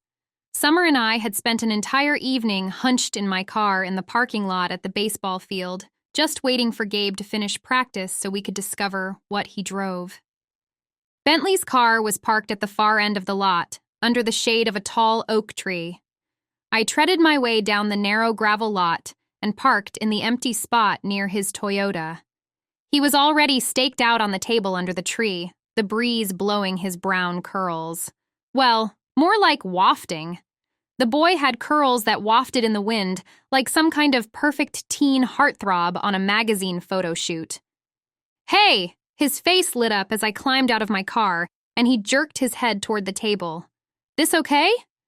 It's perfect. My lips felt numb, and my brain was in second gear. I slammed my car door and joined him at the table. Breezy, I mumbled. Hi, I'm Bailey, and I have the vocabulary of a 2-year-old. He grinned and shot a glance toward the burger bar, where people were lined up 3 deep. What do you want to eat? I don't care, I stammered. No improvement on the language skills. Burger and fries? Sure, I managed, sure my face would be on fire any moment. Bentley nodded toward the line. Be right back. Can you save our place? I nodded and dug my fingernails into my palms as I watched him jog across the parking lot. I grabbed my script from my car and threw myself onto the bench at the table. I had to get it together. He was back 10 minutes later with a tray of food. Hope you're hungry, he said as he set everything on the table. I wasn't that hungry, but the sight of the enormous burgers and crispy fries made my mouth water. Digging into the food gave me something to do with my hands, and I felt myself relax as we worked our way through the fries. How was your Frankenstein, mac and cheese, and mayo abomination? I asked. Bentley assumed a lofty expression. Firstly, it was delicious, he said. Secondly, it's Frankenstein's monster. Frankenstein is the doctor. I know that, I said. You're the one who made the monster just like him. He laughed and leaned in to bump me with his arm. My stomach bubbled like a freshly opened soda. So, memorizing these lines, Bentley said. Any tips? What? Still? I nudged him back. I thought you'd have it all worked out by now. I didn't think it'd be this hard, he admitted with a sheepish grin. By the time I've untangled the sentence, I've forgotten what I'm trying to say. I told him about recording the lines. I memorized them all in a row, then memorized my cues. So what if someone drops a cue? It's happened. I shuddered. When I was a sophomore, I played Annie Sullivan in The Miracle Worker. The girl playing Helen Keller's mom had forgotten her line, and we all stood there looking like idiots while we tried to get back on track. The Miracle Worker, Bentley said. Why don't I remember that? It was for drama class, I said. Just a showcase for parents. We didn't perform it for the whole school. Usually by the time we're ready to do an actual performance, we all have everyone's lines memorized. So if someone forgets, someone else steps right in, and no one knows the difference. Sounds like a lot of stress, he said. I shrugged. I guess, but it's fun. I nibbled on a French fry. But why did you take drama last year if you think memorizing lines is stressful? I did a bunch of concurrent enrollment classes my junior year, so I ran out of core classes and had to pick a bunch of electives. Drama sounded different, kind of fun. He paused and cleared his throat. And I thought it'd be a good way to get to know you. I sat back, stunned. Me? Why? I finally managed to ask. I saw you in Urinetown last year, Bentley said. He fiddled with the straw in his drink, making it sing like a violin. You were great, so confident, and you looked so happy. I thought it looked like fun. But now you're not sure, I guessed. A small voice in my head fought back panic. We only had a few weeks. If Bentley couldn't memorize his lines, then what? Why did Meadows ask you to do this scene anyway? The wind stirred the curls at his forehead, and he wouldn't look at me. I don't know, he finally said. I guess he thought I could do it. He sounded so sincere, but also so unsure. My heart flipped. I know you can do it, I said firmly. I'll help you. His face lit up with his crooked grin, and he reached for his script. Let's get busy then. We spent the next hour going over lines, reciting them back and forth and trying to get a feel for them. Having the scenes jump around made it harder, and I found myself wishing Mr. Meadows had given us an easier script. At the same time, the thought helped my wounded pride. He wouldn't have given us such a challenging sequence if he thought we'd bomb it. As we reached the end of the script, my heart pounded. I knew what was coming, but did Bentley? The final lines were his. Peace, I will stop your mouth. Bentley read, then looked at me. What does that mean? Mr. Meadows left out the stage instructions, but in the play, I felt my face go hot. Oh my goodness, Bailey, keep it together. It was just a kiss. It was just acting. What? Bentley demanded. They kiss, I managed to say. His voice dropped to a chuckle. I figured. I smacked him lightly on the arm. Then why'd you make me say it? Because I like seeing you blush. Not fair. I shook my head as I pressed the back of my hand to my overly heated cheek. Gingers do not blush pretty. My face was on fire right now, probably matching my hair and making the freckles on my nose stand out. Not a good look. Bentley reached out and pulled my hand away from my face. I like it, he said softly. You're cute when you're all riled up. I'm not riled up, I protested. Sure, he grinned. So do I take this to mean you don't want to kiss me? He leaned close enough that I could smell the onions from his burger on his breath. Or that you do, he said softly. The butterflies in my stomach were no longer just fluttering or even dancing. They were doing some full-on crazy dance, like one of those viral Fortnite dances where you think there's no possible way anyone could move that fast. But they could, and so could my butterflies. I bit my bottom lip, trying to keep some semblance of control. I think we should do what's best for the scene. He chuckled and dropped his eyes to the script again. Looks like Mr. Meadows is going to let us decide this one for ourselves. I guess. I mean, usually the stage instructions are pretty clear, but this could end without a kiss. It could be ambiguous, you know? Bentley's brown eyes gleamed. We should definitely do what's best for the scene. I'm not kissing you, I protested. Don't you want to win? He asked. Yes, but this was spiraling out of control. But I wanted to. Here, in the shade of the tree with the scent of burgers and fries and the salty, beachy air all around us, I wanted to kiss him. I wanted to see what his lips felt like on mine. Bentley pasted an innocent smile on his face. Didn't you just say that if we're going to do this, we're going to do it right? That doesn't include kissing? Why not? It'd be fun. I don't just go around kissing anyone, I said. I think kisses should mean something. Absolutely, he said seriously. So what does Beatrice and Benedict's kiss mean? His words pulled me out of my own head and into the acting. It was a scene, nothing more. I'd kissed boys on stage before because the script called for it. Just acting. Okay, fine. It's for the scene, I mumbled. Bentley's brown eyes lit up, sending the butterflies in my stomach into a full-on frenzy. "I will stop your mouth," he said, picking up the last line again.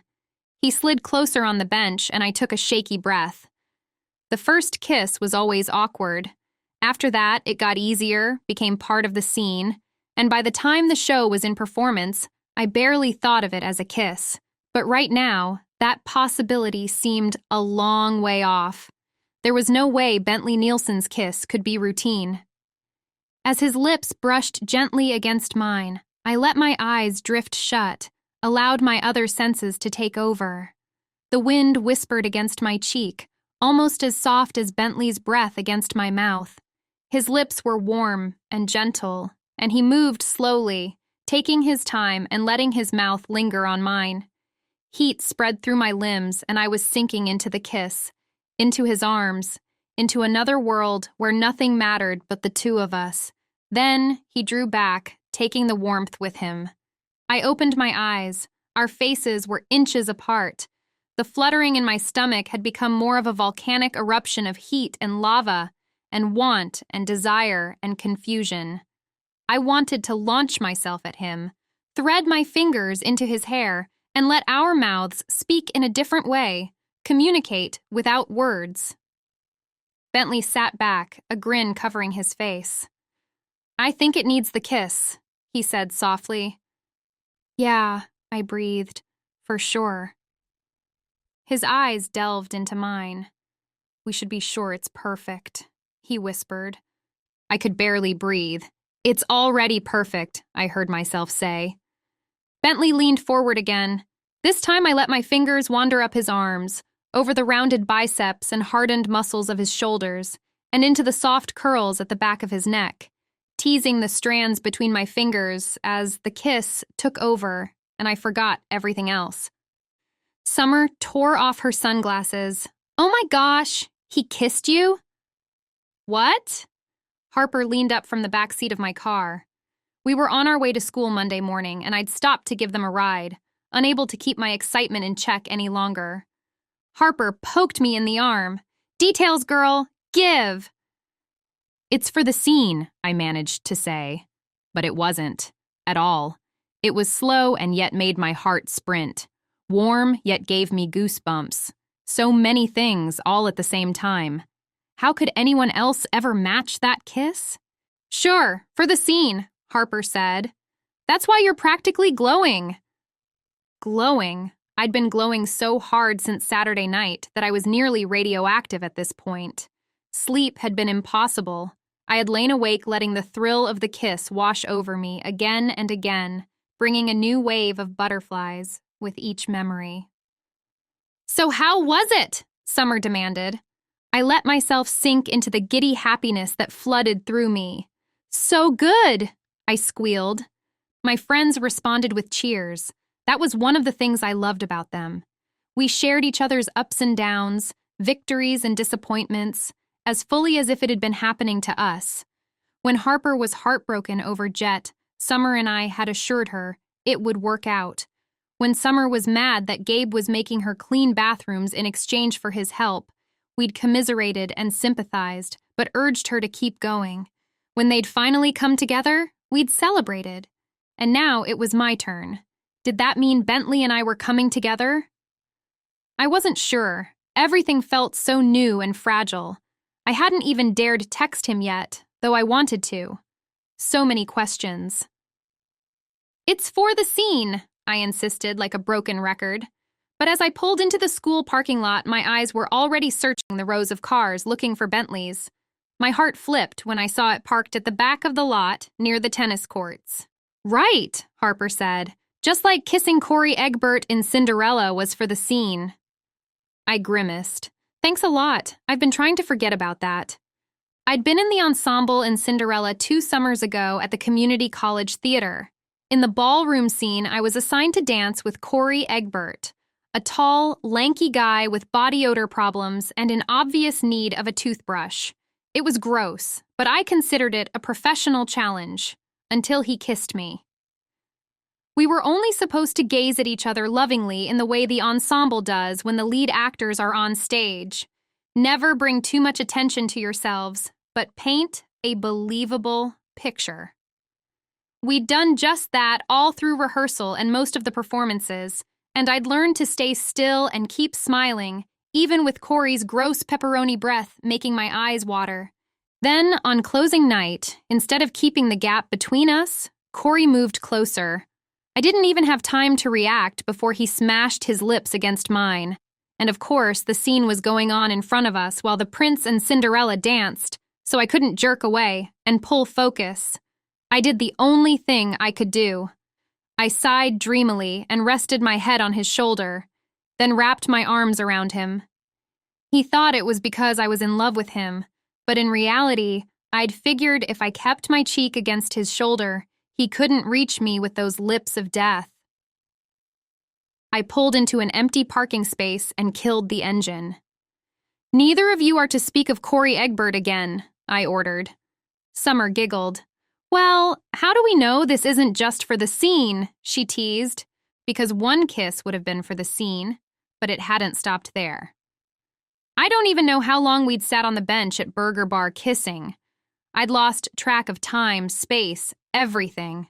The only thing I'd known was the texture of Bentley's lips against mine. "She's doing it again," Harper said. "Doing what?" I asked. Summer wiggled her fingers in front of my face. "Zoning out, daydreaming, glowing." "Yeah, well, so are you," I countered. "I only have to say the name Gabe and you turn all mushy." Summer's eyes went soft and she shrugged. "No argument here. I'm smitten." We climbed out of the car laughing, and I couldn't help but dart a look toward Bentley's car. Smitten was a pretty good word to describe my state of mind these days, too. I only caught a few glimpses of Bentley in the hallways that morning, though my eyes felt like they were about to pop out of my head looking for him. Summer liked to talk about her Gabe-dar, like a radar that told her if Gabe was near. Now, I understood. It's like I had a Bentley sensor, and the minute it went off, I forgot everything except for him. It was disappointing not to see him, but I got it. We had different classes. We were both busy with the end of school and graduation requirements. But that didn't stop me from looking around for him when I took my usual seat in the lunchroom across from Summer and Harper. Bentley usually sat with his friends at a table by the window, but he wasn't there yet. "You're going to break your neck if you keep whipping your head around like that," Summer scolded.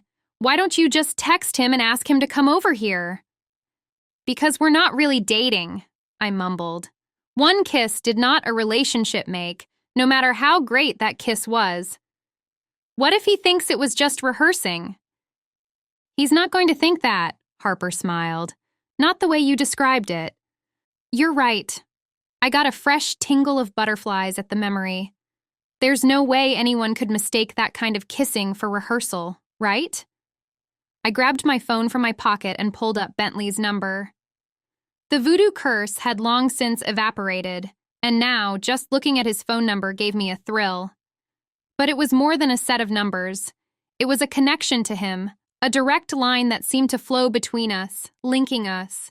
I sent him a quick text inviting him to sit with us, then pulled my focus back to the table and my lunch. I didn't like cafeteria lunch, but after the choking incident, I'd given up on bringing fruit snacks too. Today, I had a peanut butter sandwich, a Bartlett pear, and a bag of goldfish crackers. Not exactly inspiring, but hopefully safe. I was 2 bites into my sandwich when Summer gestured. "Oh, hey," she said with a smile. "Come sit with us?" My heart pounded and I whipped around, expecting to see Bentley standing there. But it was Krista, holding her lunch tray. Her eyes were red-rimmed and her cheeks were puffy, like she'd been crying. "What's wrong?" I demanded as she set her tray on the table and dropped into the chair at my side. Krista bit her lip. "Nothing, just being emotional." "What's up?" Harper asked. Krista's eyes darted between my 2 besties. Harper, Summer, and I had been friends our whole lives, but Krista wasn't really part of our group. She was a drama friend, but I didn't know much about her other than that she had a terrific singing voice and was scared of the ghost that was rumored to haunt the area beneath the stage.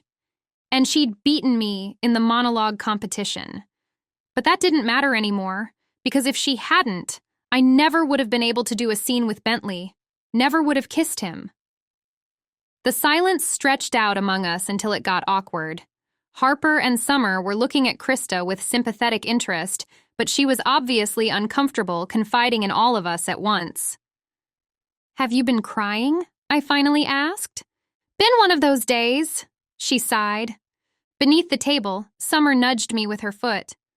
"Harper and I are going to take off," she said, clearly dropping hints. "We'll catch up to you later, Bailey." They melted into the crowd of kids in the lunchroom, and I gave Krista a smile. "Want to talk about it?" Krista twisted her hands in her lap. Yeah, I probably should. How's the duo with Bentley going?" "Great!" I could feel my face lighting up. He struggled at first with the language, but now he's doing really well. "It is Shakespeare," Krista said. "It's always hard." "For sure," I agreed. On the table, my phone buzzed. I picked it up and my heart did a somersault when I saw a message from Bentley. "Hey, are you in the cafeteria?" "It's him!" I beamed at Krista. "Do you mind if he joins us?" Her face went pale, and she pulled at the stretchy bracelet on her arm. "It's okay. I need to take off anyway." "Wait, you don't have to—" But she was already hurrying away. I twisted in my seat just as Bentley entered the room. He stopped in the doorway and our eyes met across the crowded lunchroom. My pulse roared in my ears. There was something here, something tangible. Bentley flashed a crooked grin and raised one hand, pointing toward the lunch line. This would be the first time we'd been seen at school together. Did that mean we were a couple? Would he hold my hand? My skin buzzed with anticipation and I ran one hand over my hair. I'd worn it in twin braids today down my back with loose tendrils around my face. Hopefully, it wasn't frizzed out by now. A few minutes later, Bentley came toward me, tall and handsome, carrying a lunch tray. He set it on the table and grinned at me. "Well, hello." "Hey," my voice came out breathy and happy, like some kind of anime character. "How's your day going?" He reached out and squeezed my shoulder before taking the seat Krista had vacated. "Good. You?" Bentley eyed his lunch tray. The cafeteria was serving spaghetti and meatballs today, and it did not look at all appetizing. "I should know better than to eat lunch here," he muttered, digging into the pile of pale red spaghetti with his fork. "I have a PB&J, I offered. I'll split it with you." His eyes lingered on my face for a moment, making me feel like the most beautiful person in the whole world. How could I get so lucky as to have someone like this wanting to be with me? It made my head spin. So, split? I tore the sandwich in half and offered him a piece.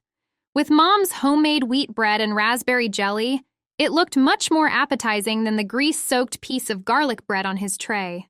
"Thanks." Bentley's fingers brushed mine as he took the sandwich.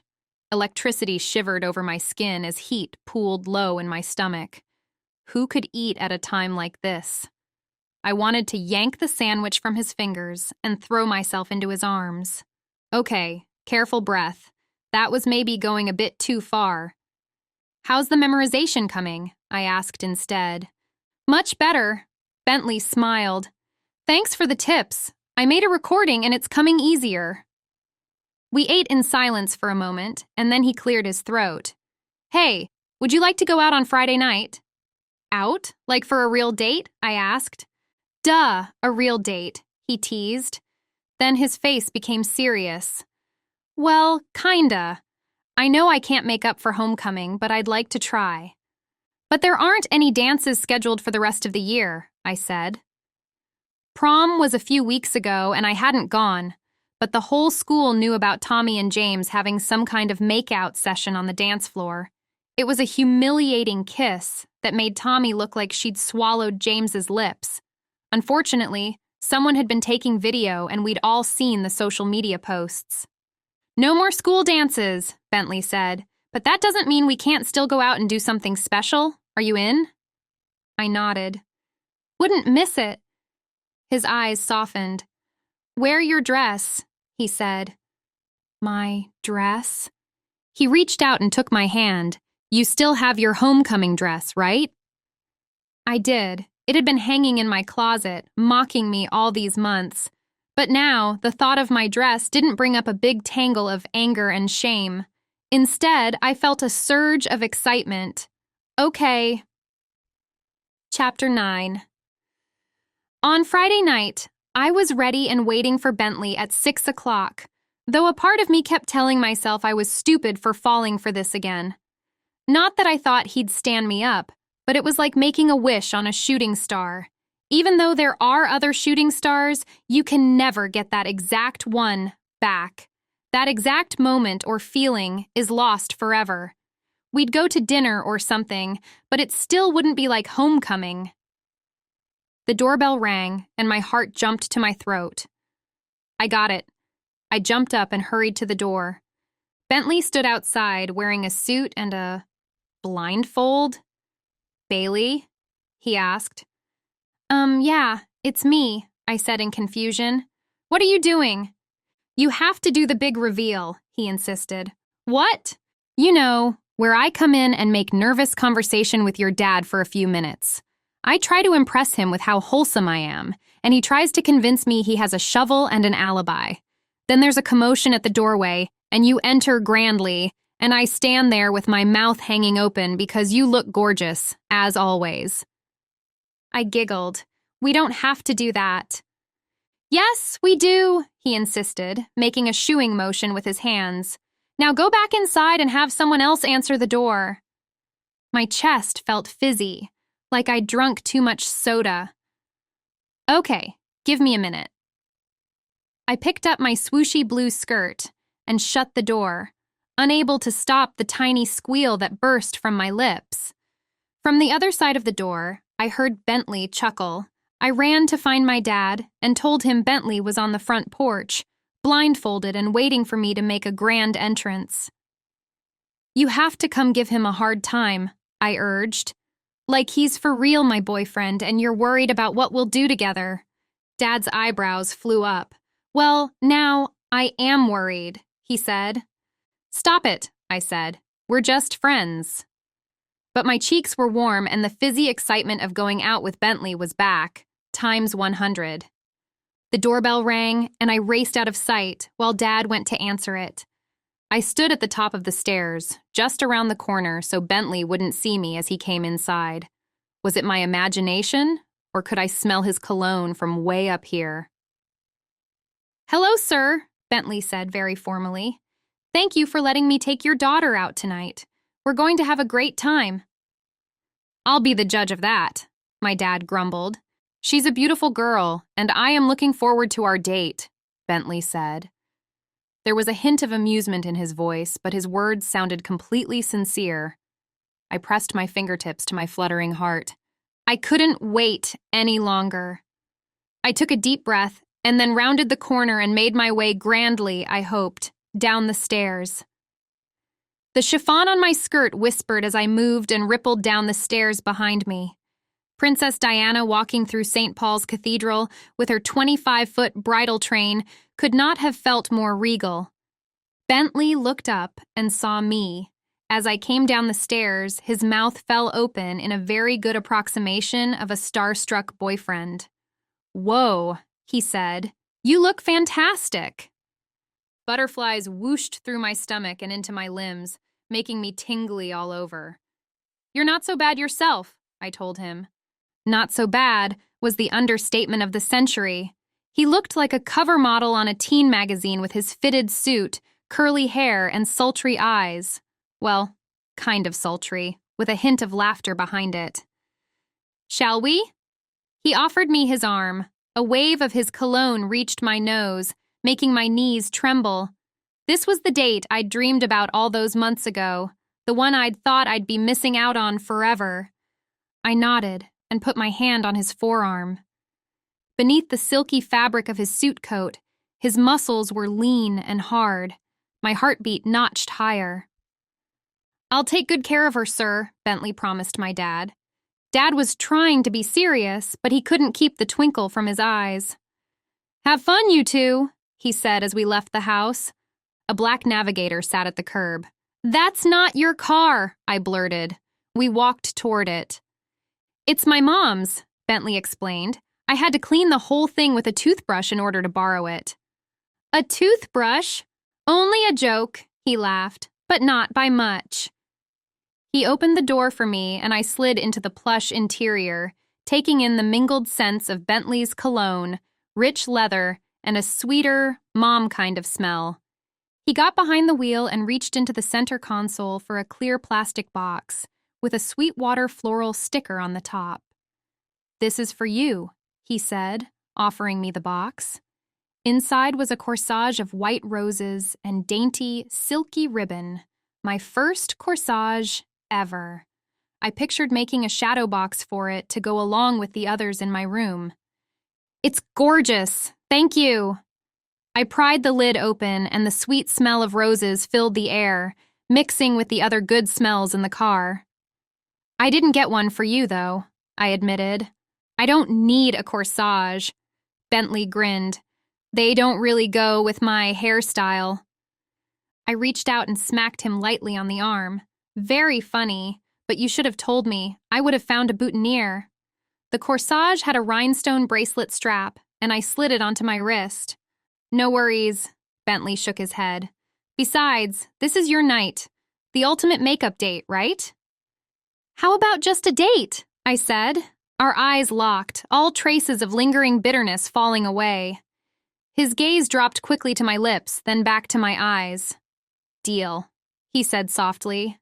I'd expected he would take me to dinner somewhere like Luigi's, or maybe even the Garden House, but instead, he drove to Peachtree Park. There was a big white gazebo in the park that was popular for weddings and photo shoots. Bentley helped me from the car and held my arm as we climbed the wooden stairs. The gazebo was decorated in crepe paper and fairy lights, and to one side sat a white-draped table with 2 chairs. My mouth fell open in stunned amazement. "You did all this?" He shrugged. Not that hard. Between cleaning out the car and decorating the gazebo, he must have spent all day or longer on this date. Excitement flooded through me. "Shall we?" Bentley swept his arm toward the table. "Hope you're hungry."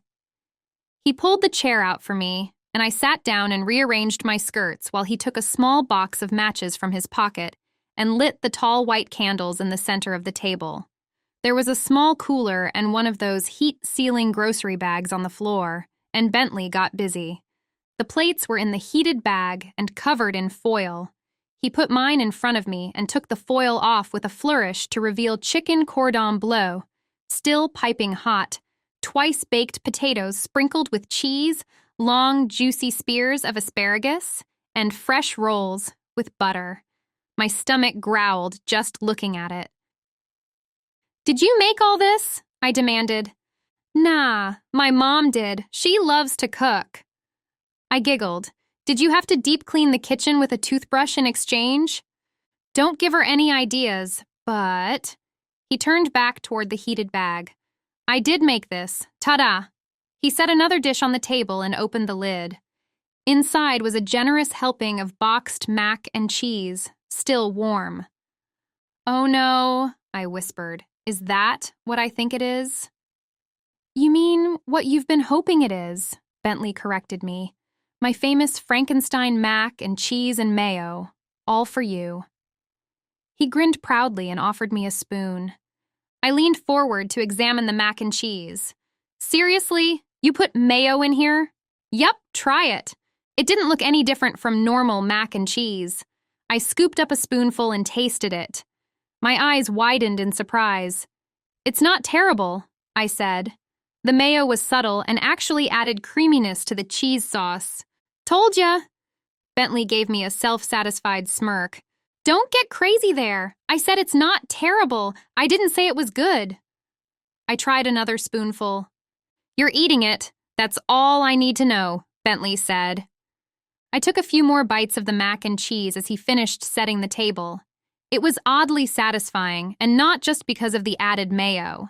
He'd made this specifically for me, and now we had an inside joke, something just the two of us shared. The thought sent darts of excitement zipping through me, a pulse of electricity that warmed my heart and stirred the butterflies in my stomach. Bentley pulled 2 long-stemmed glasses from his bag, then brought out a bottle of sparkling cider from the cooler. "If this gets any fancier, I may have to faint," I said, pretending to fan myself. Bentley chucked and poured the sparkling cider. "If you do, I'll catch you." He lifted his glass. "Here's to the best homecoming date ever." We clinked glasses and I sipped the sparkling cider. It couldn't have been any better if it had been real champagne, sending bubbles fizzing through my veins. Bentley was right. His mom was a fantastic cook. The chicken cordon bleu was crispy on the outside, but gooey with cheese and ham on the inside. The asparagus was tender, and the rolls were to die for. "Your mom seems pretty awesome," I said as we ate. He nodded. "She is, always very supportive and totally involved in our lives." "How many siblings do you have?" "One older brother." He speared a piece of asparagus and took a bite. "And you have two, right?" "Yep, I'm the oldest, then my brother Max and my sister Carly." "I'll bet you're a fun big sister," he grinned. "What makes you think that?" "You're a theater geek. You probably get all kinds of crazy ideas when you're playing with them." "Well," I smeared butter on a roll, "I used to set up some pretty complicated Barbie games." "I knew it," Bentley said. There was a note of satisfaction in his tone. "Like what?" I told him about staging the entire production of Babes in Toyland when I was younger, complete with a plastic jack-o'-lantern as part of the town, and Annette Funicello's yellow Mary Quite Contrary dress, which I made from fabric scraps. He seemed interested and asked lots of questions, and from there, the conversation moved easily other things, our families, growing up in Sweetwater, school, and our future plans. "What do you want to be when you grow up?" I asked. "A fireman or a paramedic," he said quickly. "Really?" I blinked. I hadn't expected that from Bentley Nielsen. "Why is that a surprise?" "I don't know," I shrugged, searching for the reasoning. "I guess you're smart and popular and seem to have everything going for you. I thought you'd want to be like a doctor or one of those entrepreneur guys who develops a best-selling app and makes $10 million by the time he's 20. Bentley snorted. "Yeah, right. I'm not very tech-savvy. What about you? Actress?" "It's that obvious?" He grinned. "Sorta. I mean, you have that vibe." "What kind of vibe?" He took a sip of his sparkling cider. "I don't know. I guess like you're biding time and have bigger and better things to do than waste your life in Sweetwater." "You think I'm a snob?" "No, of course not. You always have kind of had that faraway look in your eyes, like you can't wait to get out there." "What's wrong with that?" I challenged. "It's good to get out there and test yourself." He shrugged. "I didn't say there was anything wrong with it. Just not what most of the girls around here want." The thought stung. He'd had this conversation with other girls on other dates. For one wild second, I glanced around, as if the ghosts of Bentley's past dates would be ringing the gazebo, daring me to dream with this cute guy. "What?" Bentley asked. "Nothing." I pulled my eyes back to my plate. Someone needed to tell my stuttering heart that this was a makeup date, nothing more. When we'd finished dinner, Bentley began clearing the table. "I can do that," I offered. "Nah, it's your night. I'll just be a minute." I reapplied my lip gloss, then wandered around the gazebo, enjoying the way my chiffon skirt brushed against my legs. The gazebo wasn't huge, but it was definitely bigger than an average backyard setup, kind of like the one in The Sound of Music where Liesl and Rolf danced to 16 going on 17. I'd always loved that part. Almost without thinking, I started humming the tune, taking little dance steps and spinning to send my skirt swooshing. I did a glissade across the floor with my arms outstretched, imagining I was Liesl running away from dinner to be with Rolf.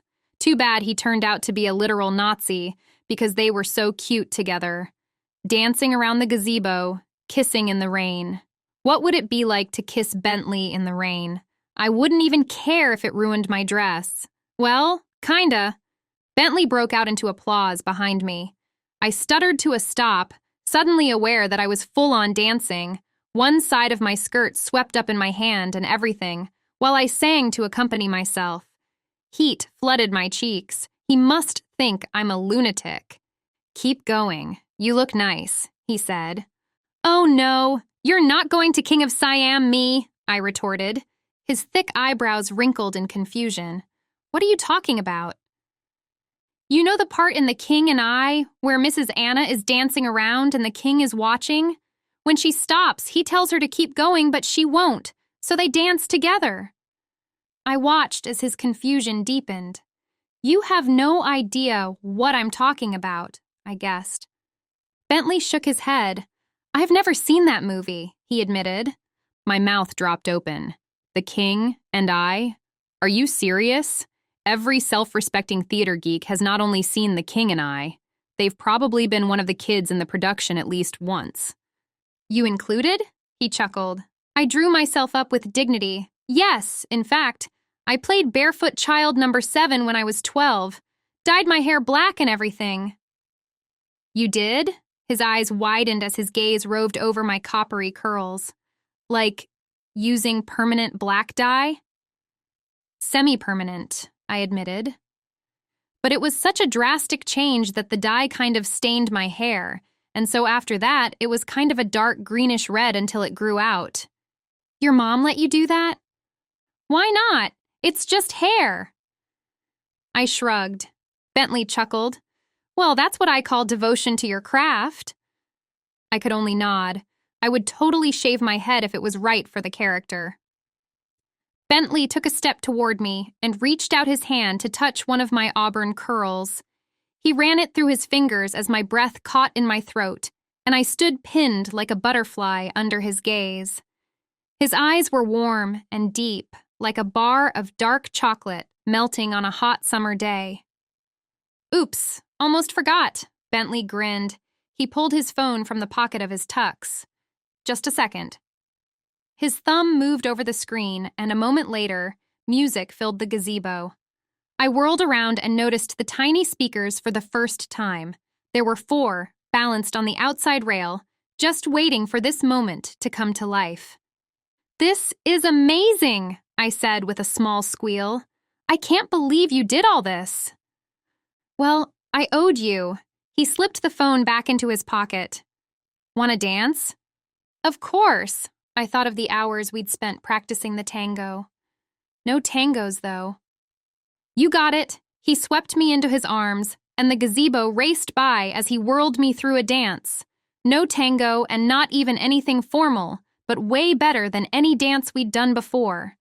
Because in this moment, he was Bentley, not Benedict, and I was Bailey instead of Beatrice. I had one hand on Bentley's shoulder, the other clasping his in the classic dance pose. I could feel his fingers resting in the small of my back, and even through the silky fabric of my dress, I could feel the heat from his skin. He guided me expertly around the gazebo as the songs played, and it took me a minute to realize he'd picked songs he knew I'd like. Broadway songs. Tale as old as time, from Beauty and the Beast, As Long as You're Mine, from Wicked, Out of My Dreams, from Oklahoma. Compiling the playlist must have taken hours. "Why are you doing all this?" I heard myself ask. He grinned down at me, never breaking his smooth stride. "What do you mean?" "This!" I took my hand off his shoulder for a moment to gesture around the gazebo. "It must have taken you all day. Or days, plural. Why?" His forehead wrinkled for a minute in that adorable way. "I feel really bad about homecoming," he said. "Standing you up on homecoming was super lame, but the worst was not talking to you about it afterward. I felt like such a huge dirtbag. I wanted to make it up to you." "I thought it was because you found a better date," I admitted softly. I wasn't sure he'd heard me, but he did. He brought us to a stop in the middle of the song. "Bailey, no, that's not it at all. Something came up and I couldn't. And then I was mad at myself and at..." He trailed off. "I can't talk about it," he finally said. We started moving again, and I had to remind myself that all this was new. There were still a lot of things I didn't know about him, just as there were things he didn't know about me. To tell the truth, it didn't feel like a new relationship. Well, it did. in that it was exciting and the butterflies in my stomach were morphing into giant birds with wings that tickled through me. But in another way, it felt good, natural, like Bentley could tell me anything and vice versa, like we were old friends, but better than friends. The song came to an end, and Bentley stopped dancing again. I stopped with him, my skirt swishing in the sudden silence. "I'm having a really good time," he said softly. His eyes dropped to my lips, and my heart started thundering. He leaned down and pressed his mouth to mine, very gently in the barest whisper of a kiss. I gave a little gasp, and all the air left me in a whoosh. I stepped closer, went up on my tiptoes.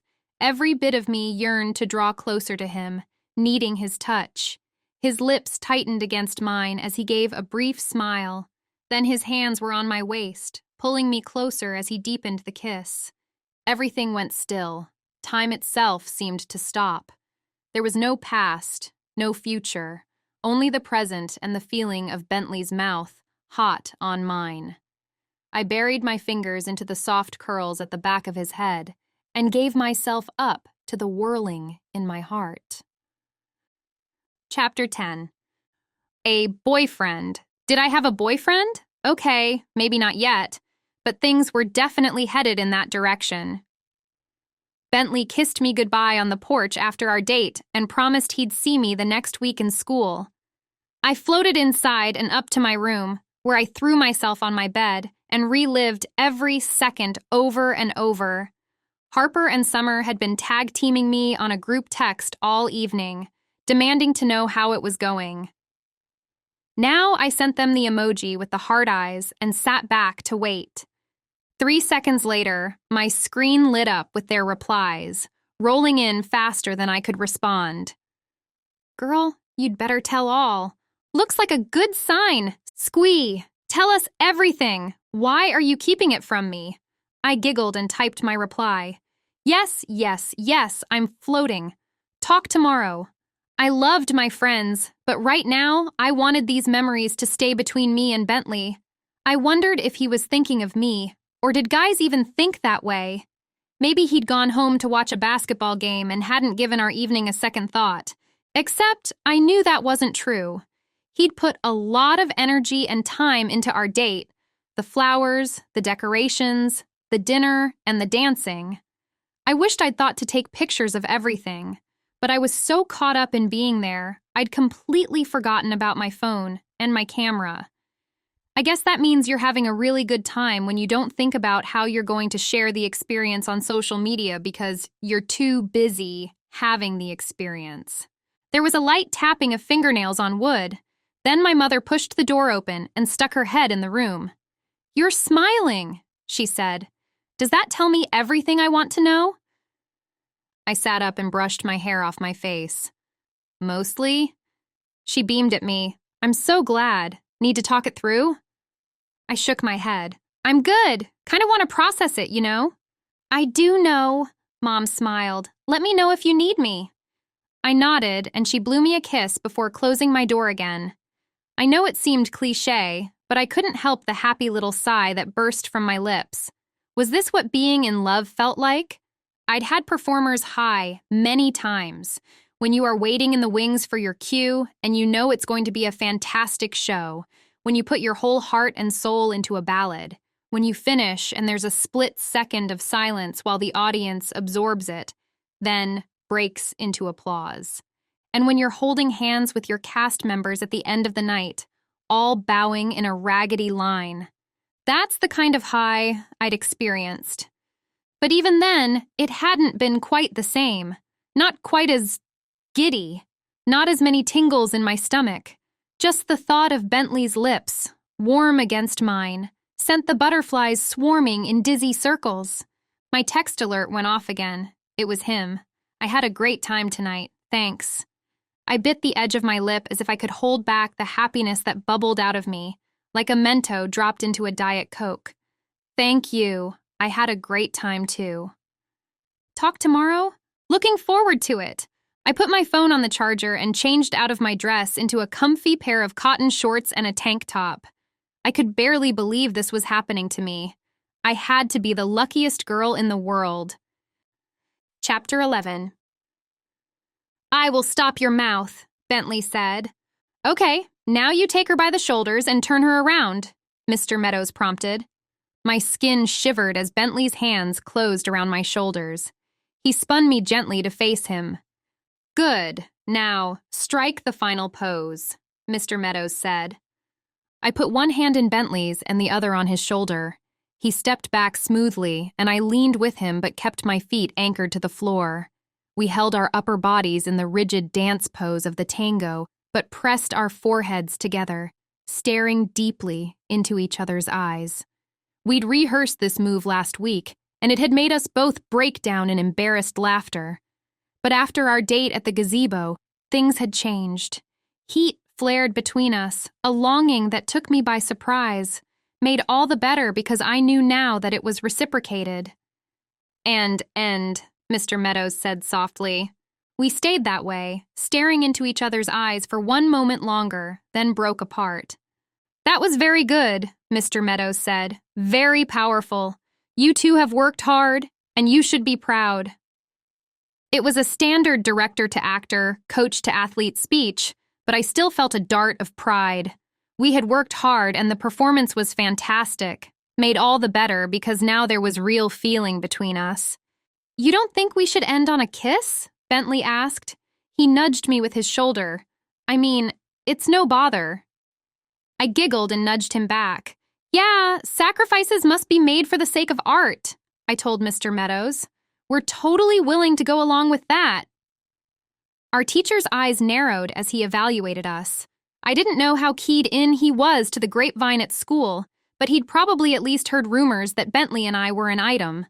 Not that we'd had that much time. It was Monday afternoon, and our homecoming makeup date had been the weekend before, but word traveled fast around a town like Sweetwater. The whole school would know we were dating by the end of the week, if they didn't already. Mr. Meadows shook his head, a grin playing around his mouth. The kiss is up to you two, he said. I never direct students to get closer than their comfort level. At my side, Bentley's hand found mine, our fingers intertwining. Mr. Meadows noticed and grinned. I'm guessing your comfort level has evolved from our first rehearsal? I laughed, feeling the blush spreading over my cheeks.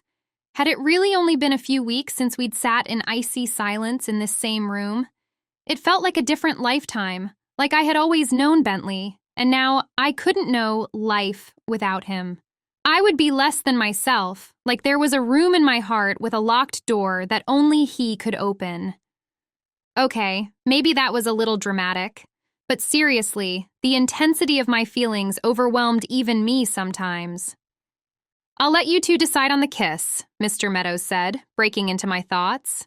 We'll see you on the bus in the morning. He gave us another smile and went into his office. Bentley pulled on my hand, bringing me closer. I'm going to say yes then. He threaded his fingers through the belt loops on my jeans and tugged me against him. I darted a glance toward Mr. Meadows' office. His back was to the window, but I knew he knew what was happening. Want to get out of here? Bentley whispered in my ear. We could go to the beach. An afternoon and evening at the beach would be the perfect thing for my frayed nerves. Getting to spend the whole time in Bentley's arms was an added bonus. Let's have a bonfire, I said. We could invite Summer and Gabe and Harper and Jet. Bentley kissed my forehead. Deal, he said. When you live near the ocean, you're almost always ready for a beach party, so plans came together quickly. Bentley and I stopped at the Sweetwater Market for food and then by our houses to change. By the time we got to the beach, Summer and Gabe already had the sunshade up and towels laid out.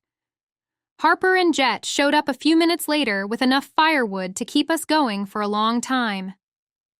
Eat first, or swim? Bentley asked as we gathered around the coolers of food. Swim, of course, Gabe laughed. In one quick motion, he threw Summer over his shoulder and waded into the surf. Her shrieks carried back to us on the sound of the waves, and we all laughed. That's textbook Gabe, Bentley said. The afternoon went too fast. The sun was warm as we played beach volleyball, boys against girls. Of course, we were no match for the three boys, but we won after implementing the rule that the boys had to play while hopping on one foot. We celebrated our victory by diving into the waves. I was not the best swimmer in the world, but I could hold my own and came up in shoulder-deep water, floating, bobbing. "Hey, you!" Bentley called. He swam toward me with long strokes, the sunlight gleaming on the sculpted muscles along his arms. Heat pooled in my belly, and I was glad for my new swimming suit, a high-waisted two-piece in a deep turquoise that made my pale skin look like porcelain. The top had ruffles and skinny straps that tied around my neck. I've never been an itty-bitty bikini kind of girl, so I liked that this suit had plenty of coverage. It bared only a few inches of skin around my middle, but still made me feel cute. Bentley reached me and wrapped his hands around my waist. Even in the coolness of the water, my skin seemed to burn where he touched me. "Having fun?" He grinned. "Always," I replied as I leaned in to kiss him. It was the perfect afternoon, spending time in one of my favorite places with Summer and Harper, two of my favorite people on the planet. And Bentley was quickly becoming someone I cared about, someone I wanted in my life, someone I could love. I let the question drift away on the water as Bentley ducked his head to mine for a long kiss. There was plenty of time to think about love and the future. Right now was the time to enjoy the newness. After we were tired of swimming, we gathered for food, wrapped in our wet towels. Jet lit the fire, and soon we had hot dogs and marshmallows roasting above the coals. Bentley wrapped a blanket around our shoulders, and I leaned into him, enjoying the heat from the fire on my face and the warmth from Bentley at my back. He pressed a kiss to the top of my head, and a contented sigh escaped me. But there was sand in my swimming suit, itching me in places where I really did not want sand. I turned to press a kiss to Bentley's cheek and slid out of his arms. "Costume malfunction," I said. "Be right back." He squeezed my shoulder, and I grabbed my makeup bag from my purse, then hurried across the sand toward the restrooms. Already, I felt the distance between us and the urge to be back in his arms as quickly as possible. Chapter 12. The bathroom at the beach had plumbing, but it was still a public bathroom, with concrete floors and bad lighting. Not unlike some of the backstage dressing rooms I'd been in, where bringing your own lighting wasn't optional. If you tried to rely on the dressing room's fluorescent lights, you'd go on stage looking like the Joker from Batman. I took care of the sand problem, washed my hands, then leaned into the mirror, checking my reflection. There were new freckles across my nose, and I could feel the beginnings of a sunburn on my shoulders. But I didn't care. Being with Bentley made me feel like there was electricity in my veins, and I had my own glow that didn't come from the sunburn. There was definitely a spark in my eyes. I'd teased Harper and Summer when they'd fallen in love, but now I got it. There was something magical. The familiar comfort of Sweetwater had been transformed into something else. Still familiar, still comforting, but now, a place that was extra special, because I had someone out there who cared about me and I cared about him. I smeared some moisturizer on my nose and gave my reflection a happy little sigh. "Oh, how cute!" A dry, sarcastic voice cut through the air, and I jumped back as Tasha sauntered around the corner, her friends Olivia and Jenny trailing behind her as usual. She stopped and threw her weight into one hip, jutting it out at me like the prow of a ship. "Wow, Bailey, looking bedraggled as usual." Tasha wrinkled her nose. "Have you ever heard of styling gel? It'd help a lot with those frizzies." All three girls laughed. "Very funny." I rolled my eyes and began cramming my makeup back into my bag. The sooner I could get out of here, the better. Tasha tipped her head to one side and ran her fingers through her long hair. She wore a tiny red bikini top and a pair of high-waisted denim shorts. Even though summer hadn't even technically started yet, Tasha's back and stomach were already tanned. "Oh, relax," she said, fluttering her fingers at me in a gesture of dismissal. "I'm only kidding." "Uh-huh," I muttered. It was pretty much the way this group operated. They'd throw out insults, and when you pushed back, they'd pretend to be joking. I'd had run-ins with them in the past, but it was only a few more weeks of school, and then I'd never have to see them again. I could tough it out. "So you and Bentley are going out?" Tasha asked, turning to the mirror. She fluffed her hair, but her eyes in her reflection zeroed in on me. "Maybe," I said. "Why?" "I think it's really great," Tasha said, her face a mask of innocence. "I mean, we all thought it was pretty gross the way he cheated on you at homecoming. So, hey, if you can forgive and forget, good for you." "Totally," Olivia agreed, nodding enthusiastically. Everything went very still, and I could hear the blood rushing to my head. The Bailey in the mirror went pale, and my freckles stood out like drops of old mud on new snow. Tasha gave a peal of laughter that echoed off the concrete walls of the bathroom. "Oh, I'm sorry. You didn't know?" "Know what?"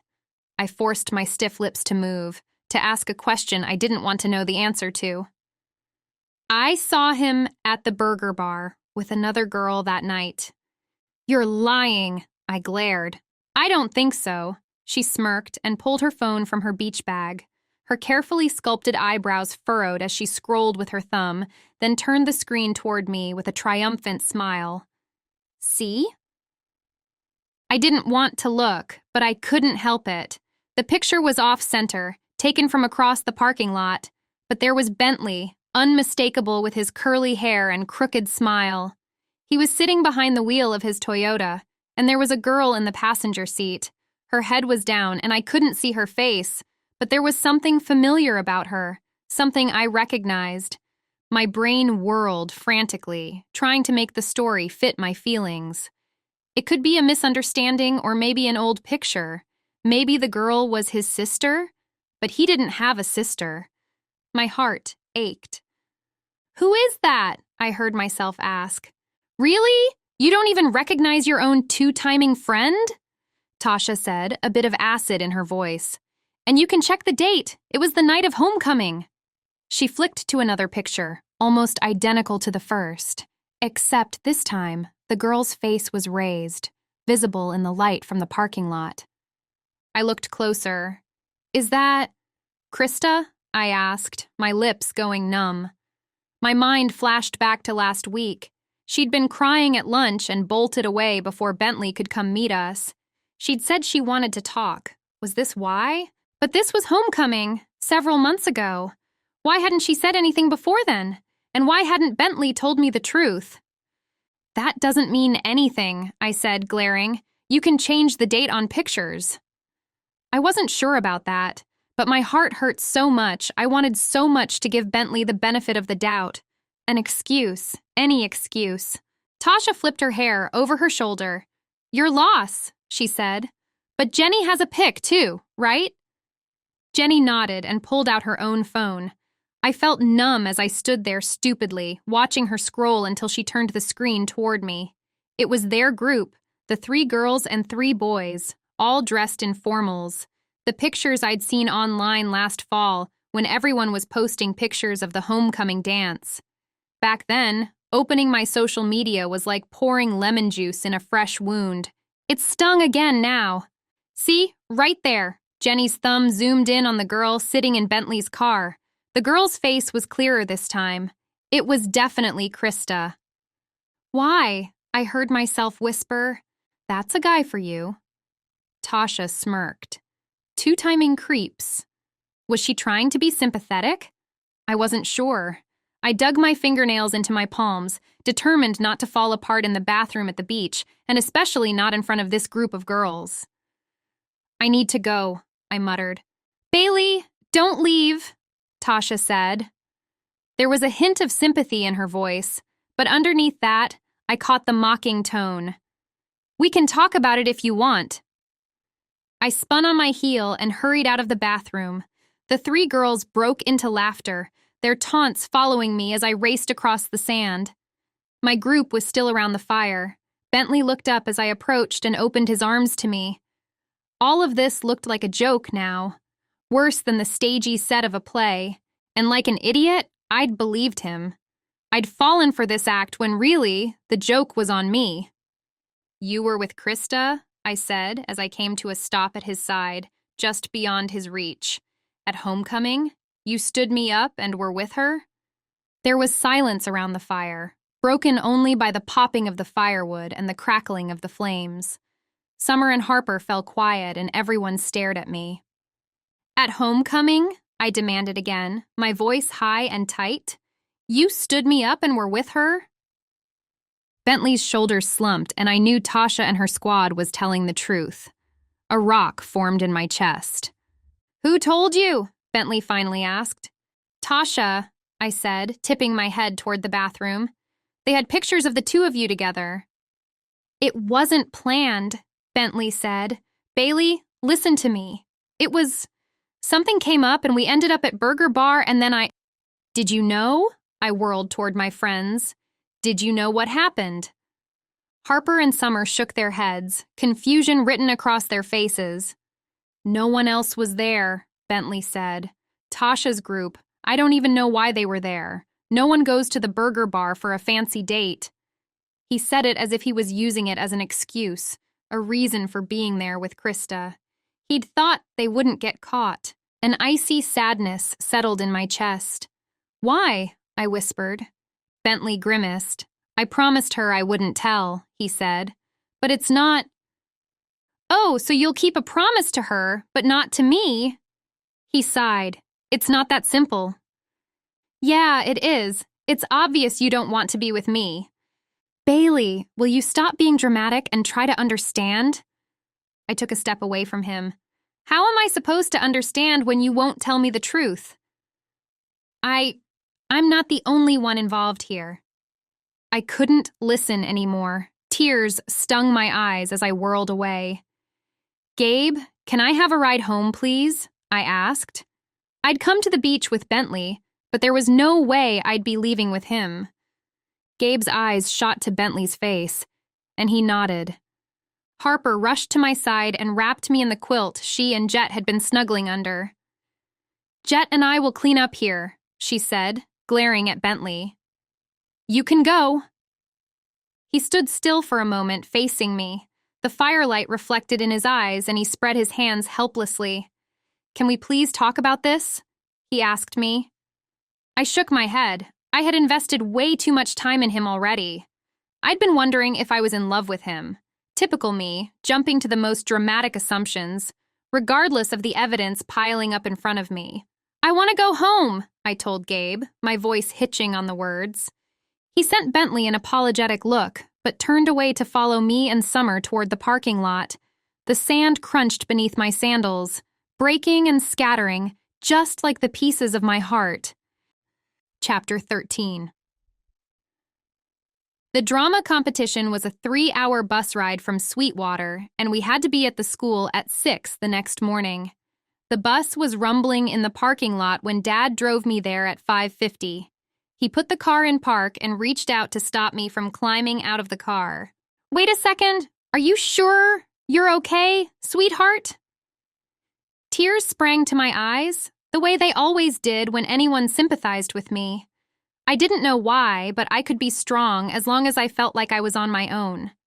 The minute there was someone to share the load, I turned into a marshmallow. "I'm fine," I said, wiping the tears from my cheeks. "You look tired," he observed. Well, yeah, I'd gotten very little sleep after Gabe and Summer had taken me home last night. Bentley had tried to text, but I'd turned my phone off. I didn't want his funny, chatty pictures anymore. I looked more like my mother, but my sensitive side came from my dad. His eyes were sad as he patted my arm. "Stay strong, honey. You can do this." "Thanks, Dad." I leaned over and kissed him on the cheek. "I'll text when we get back." I hurried to climb from the car before I started crying for real. Most of the kids were already on the bus. Some were in costume and makeup, but most were dressed casually and carried their costumes in garment bags like me. I'd done this before. I didn't want to sit on a bus for 3 hours trying not to mess up my hair. There would be time to get ready at the school where regionals were held. I wore my green plaid pajama pants and a Mighty Lions hoodie with the sleeves pulled over my hands. I had my costume and makeup, but as I scanned the seats on the bus, I wondered if I'd get the chance to use it. Bentley wasn't here yet. Or maybe he wouldn't be here at all. Would he hold true to form and stand me up again? Even if we did do the scene, I would be a terrible Beatrice. My eyes were puffy and stinging from crying, and my head ached. I couldn't barely remember my name, let alone my lines. "Hey, Bailey," Krista waved from a seat toward the back. Anger and sadness pulsed through me, and I ignored her. I slumped into a seat near the front and jammed my headphones into my ears. My phone was off and there was no music, but I kept my head down, pretending to be absorbed in show tunes.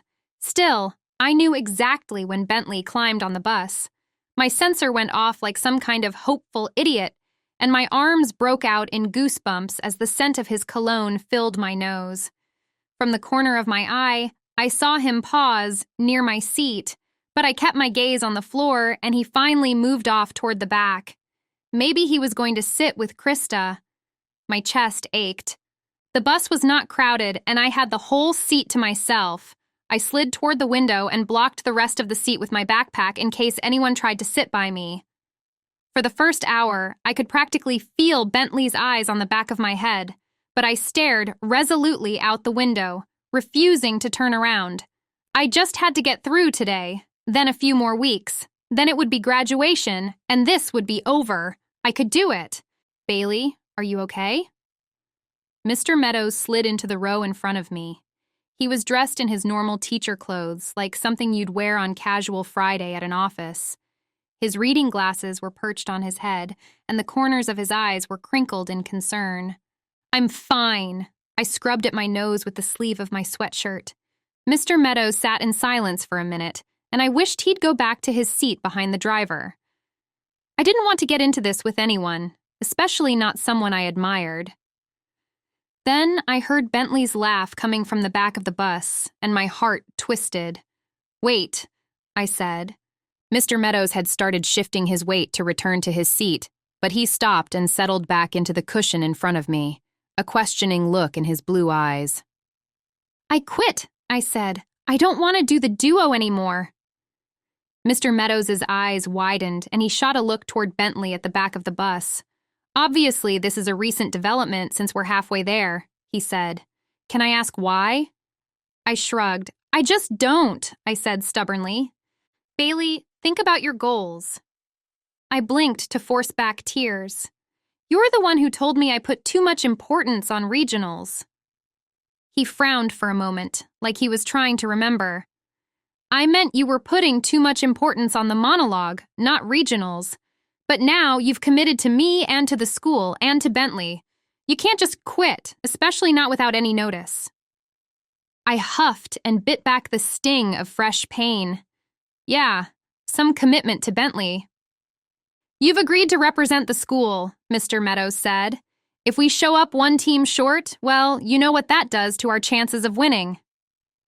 A few weeks ago, I'd been convinced that I was Sweetwater High's best chance at winning the monologue. Then everyone had stomped on those dreams. Tears prickled in my eyes. "What difference does it make?" I whispered, staring at the floor of the bus.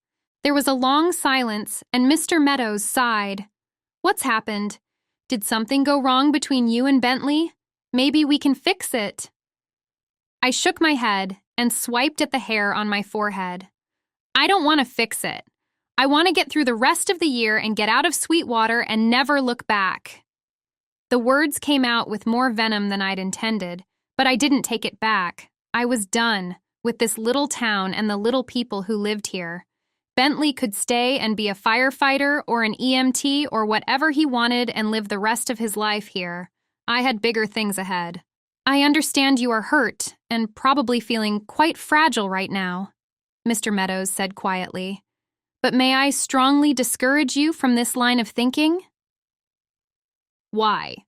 "I don't know everything that is going on in your personal life, and I don't need to unless you need someone to talk with. But I do know you have a great family and you have a promising career. Someday, high school will be a distant memory, but you're going to want those memories to be good. You don't want to graduate like this. I hesitated. I knew he was right. But what else was I supposed to do? I couldn't let Bentley use me like this.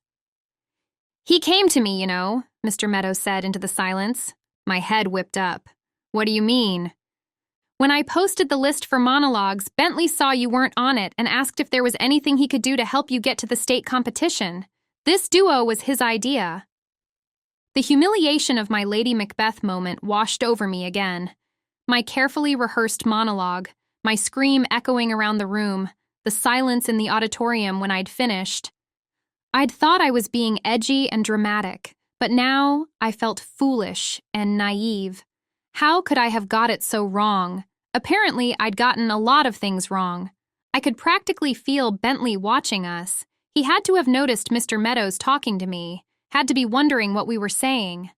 But he'd also stood me up, gone out with Krista instead.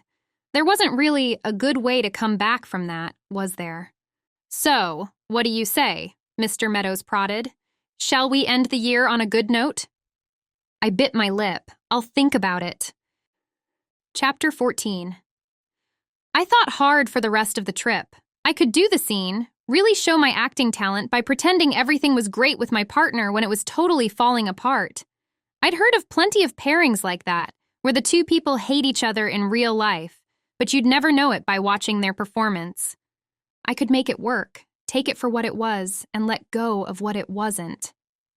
So maybe Bentley really was the jerk I'd always assumed he was, but Mr. Meadows was right.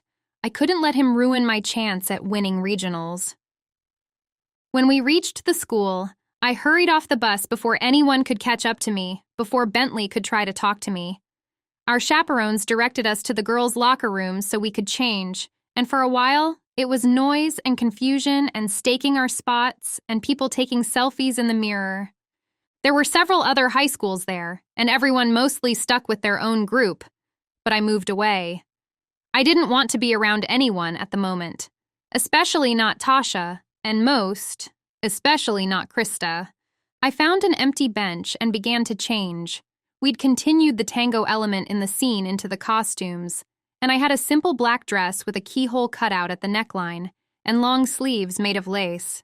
The dress ended in an asymmetrical hem and was lined with red to give it a splash of color. I had a huge red silk flower glued to a comb to put in my hair. When it was styled, the flower would be almost as big as the bun on the back of my head. As I was giving my hair a final shot of spray, Krista appeared around the corner of the lockers. She'd already changed into her costume for her monologue, an Edwardian dress with a high collar and puffy sleeves that fit her part of Gwendolyn in the importance of being earnest. Hey! She clutched at the fabric of her skirt. Got a minute? My mind blazed over all the terrible things I'd wanted to say to Krista, the accusations, the sadness, and the sense of betrayal. But when I looked at the sorrow in her eyes, all my harsh words evaporated. I gave a long sigh and sank down on the bench, turning the comb with my silk flower in my fingers. Okay. What happened at homecoming wasn't Bentley's fault, Krista said. It was mine. What do you mean? She sat beside me and twisted her fingers in her skirt. This year has been rough for me, she said. Why? Just reasons, she said. My parents split up and I got overwhelmed with my AP classes and, I don't know, just started cratering. I thought back to all the times Krista had come to class with her eyes red and puffy. Sometimes she'd seemed okay, but other times she'd been very quiet and withdrawn. I should have asked her what was wrong. I could have asked her to talk, but I hadn't. Guilt churned in my stomach. It's getting better now, but right around homecoming last year was when my dad moved out and everything just really stunk. I got really depressed and emotional and She wouldn't meet my eyes. I started thinking about doing something stupid, she finally said. My chest felt heavy. Like hurting yourself? I whispered. She hesitated, then nodded slowly. Dumb, huh? No, I said quickly. I'd never felt that way before. I couldn't imagine it. We had our whole future ahead of us, and I couldn't wait. What would it be like to think you had nothing to live for? More guilt surged through me. Why hadn't I noticed? Why hadn't I been there for her? But how was I supposed to know? We'd just started our first drama class together, and before that, I'd only known Krista by name. We hadn't really started to become friends until several weeks into rehearsals for Scarlet Pimpernel, and homecoming had already happened. "So you like Bentley?" I asked. "No," she said quickly, then flushed. "I mean, yes, he's a good guy, but I only like him as a friend." She pinched her lips together. "What I'm trying to say is it was my fault he wasn't there for your homecoming date. He was helping me sort out my emotional baggage, and I asked him not to tell anyone. I didn't know Tasha saw us at the burger bar. They didn't even talk to us. Then he told me this morning that she'd told you, and you thought—" She sighed. "It's all mixed up, and anyway, I'm sorry." "So he just happened to see you at the burger bar and happened to realize you needed help?" I was still skeptical. Krista shook her head. "He found me at school. I was sitting by the lockers, didn't want to go home. I was down by the drama room, not knowing what else to do, and Bentley came by after the game. He was on his way to get you." She passed one hand over her eyes. "I was a mess, so he sat down by me, and we didn't even talk for a long time. He just stayed there. I'd taken a bottle of pills from my mom's medicine cabinet. I don't know if I'd still be here if Bentley hadn't stayed with me." My lungs felt like concrete in my chest. "Why didn't you tell me?" I said. "I tried, a couple of times." She flushed. "But I was embarrassed and I didn't know you that well yet, and I didn't want everyone to know." I wouldn't have told anyone. As soon as I said it, I grimaced.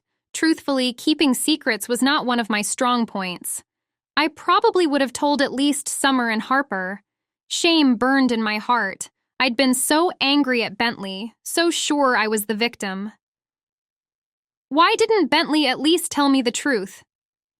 "I asked him not to," Krista said. "I'm sorry. I should have seen how much it would upset you.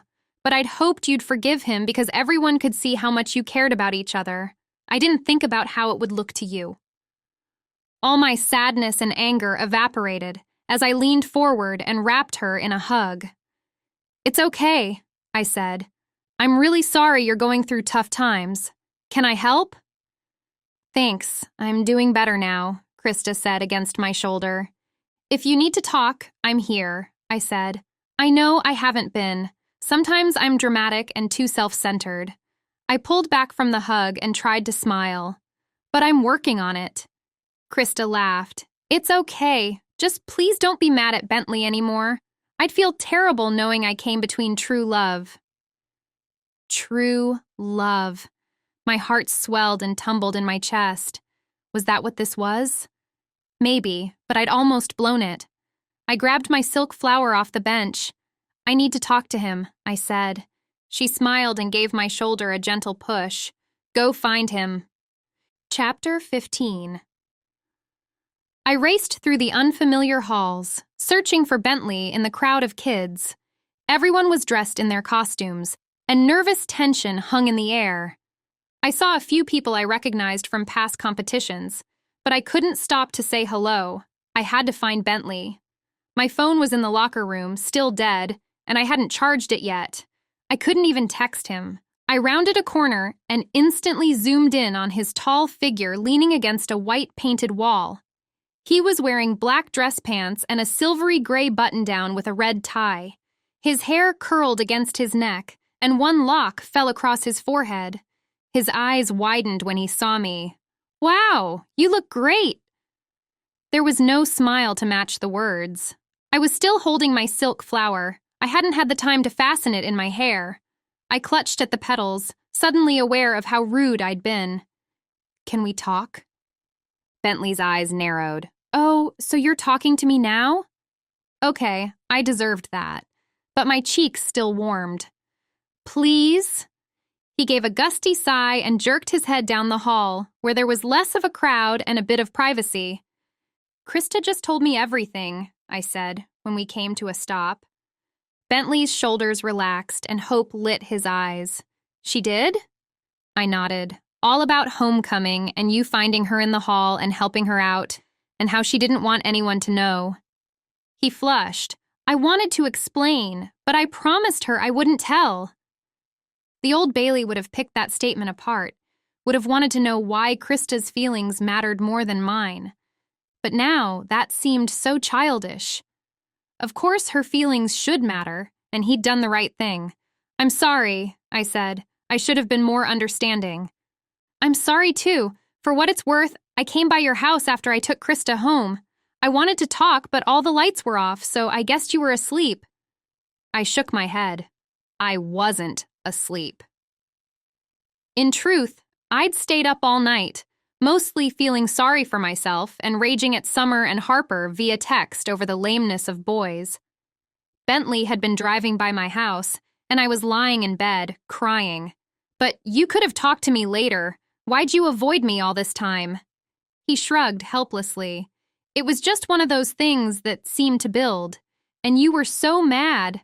I didn't know how to explain without breaking my promise to Krista. So I figured I was just a big, dumb doofus, and I'd blown it, and there was nothing I could do. It seemed easier to avoid you, especially since we all knew you were taking off as soon as graduation was over." He scrubbed one hand through his brown curls. "I'm sorry, Bailey. I should have been honest with you. It's just, you have so much going for you, and Krista, she was so broken that night. I thought between the two of you, you'd understand." Shame burned through me. I hadn't understood, not even a little bit. I had jumped to all kinds of conclusions and believed Tasha, of all people, when I knew she didn't like me and always tried to stir up trouble. Bentley reached out and trailed his fingers up my bare arm, sparking a string of goosebumps. "So what do you think? Want to start over? I make a mean Frankenstein mac and cheese and mayo." I raised one eyebrow and pretended to think. "It was kind of good," I admitted, "but I have to take points off for not liking pizza." "I never said I don't like pizza," he protested. "In fact, I'll take you out for pizza after we get back to Sweetwater. We'll eat more pizza than you've ever had in your life." He stepped forward and wrapped his arms around my waist. My red flower trembled in my fingertips as I ran my hands up his chest and over his shoulders to rest at the nape of his neck. "So is that a yes?" Bentley asked. "Yes," I said. He smiled and his brown eyes sparked and then became blurry as he ducked his head to mine. "I'm wearing bright red lipstick," I murmured the moment before his lips touched mine. "Perfect," he whispered. I knew this outfit was missing something. My giggle was cut off as his lips met mine and my breath hitched in my chest. I tightened my grip on his neck, urging him even closer, and my heart felt like it would burst with happiness and butterflies. Chapter 16. I kept hold of Bentley's hand as we walked to the front of the room and turned to face the judges. I'd thought we'd be in an auditorium, which would have been better, putting a buffer between us and the audience. But we were in a drama classroom with cinder block walls, standing on industrial-grade carpet. The judges sat at desks in the front row, and behind them sat the rest of the competitors, other students, and a handful of parents. I was really glad my parents hadn't come to see this. For a performance, sure, but seeing them out there during a competition would only make me more nervous. Bentley made our introduction in a voice that was remarkably clear and carried through the room. He squeezed my hand before we turned our backs to get into character. I closed my eyes. This was it. The regional championship was on the line, and then potentially state, and then... But suddenly, nothing was as important as being with Bentley. I could call him mine, not in a creepy, possessive way, but in the warm, familiar, comfortable way that proved we were meant to be together. I choose you, and you choose me, like Beatrice and Benedict. I opened my eyes and shot him a glance from the corner of his eye. I knew he was checking to see that I was ready. I nodded slightly, and we turned. Bentley had the first line, and his voice carried through the room, loud and confident. If Signor Leonato be her father, she would not have his head on her shoulders for all Messina, as like him as she is. I wonder that you will still be talking, Signor Benedict. Nobody marks you, I said. In our first rehearsal, my words had been laced with acid. Now they felt like honey, Shakespeare's tongue twisters dripping richly from my lips. Bentley grinned, and the air seemed to crackle between us as we slipped into our first tango pose. The scene unfolded between us naturally, easily. Usually, I tried to visualize my surroundings and put my character into the right setting. The classroom was supposed to be a villa in Italy.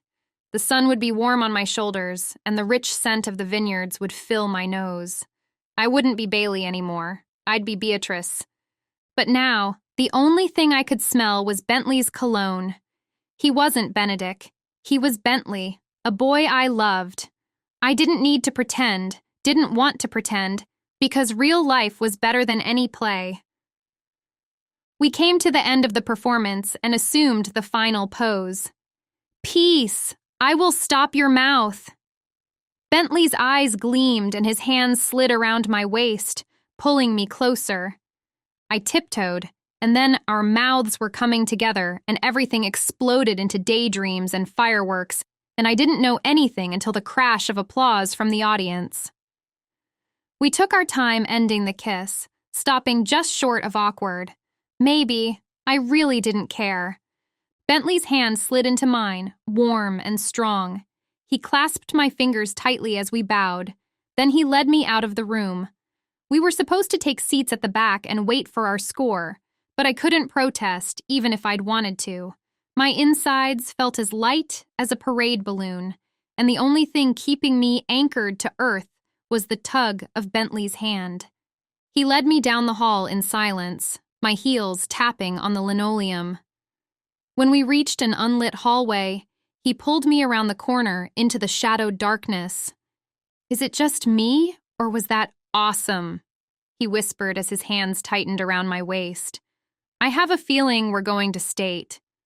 I don't even care, I said. Bentley's eyes gleamed in the semi-darkness. Sure, he teased. Okay, I admitted. I care, but not as much as I used to. Oh, really? What changed? I wound my fingers into his curly hair and pulled his head toward me. Peace. I will stop your mouth, I murmured. Bentley chuckled, then he ducked his head and our lips came together. I was lost in the sensation of kissing him and the dizzying realization of possibility and the promise of the future. The end. You've been listening to Much Ado About a Boy by Jeanette Lewis.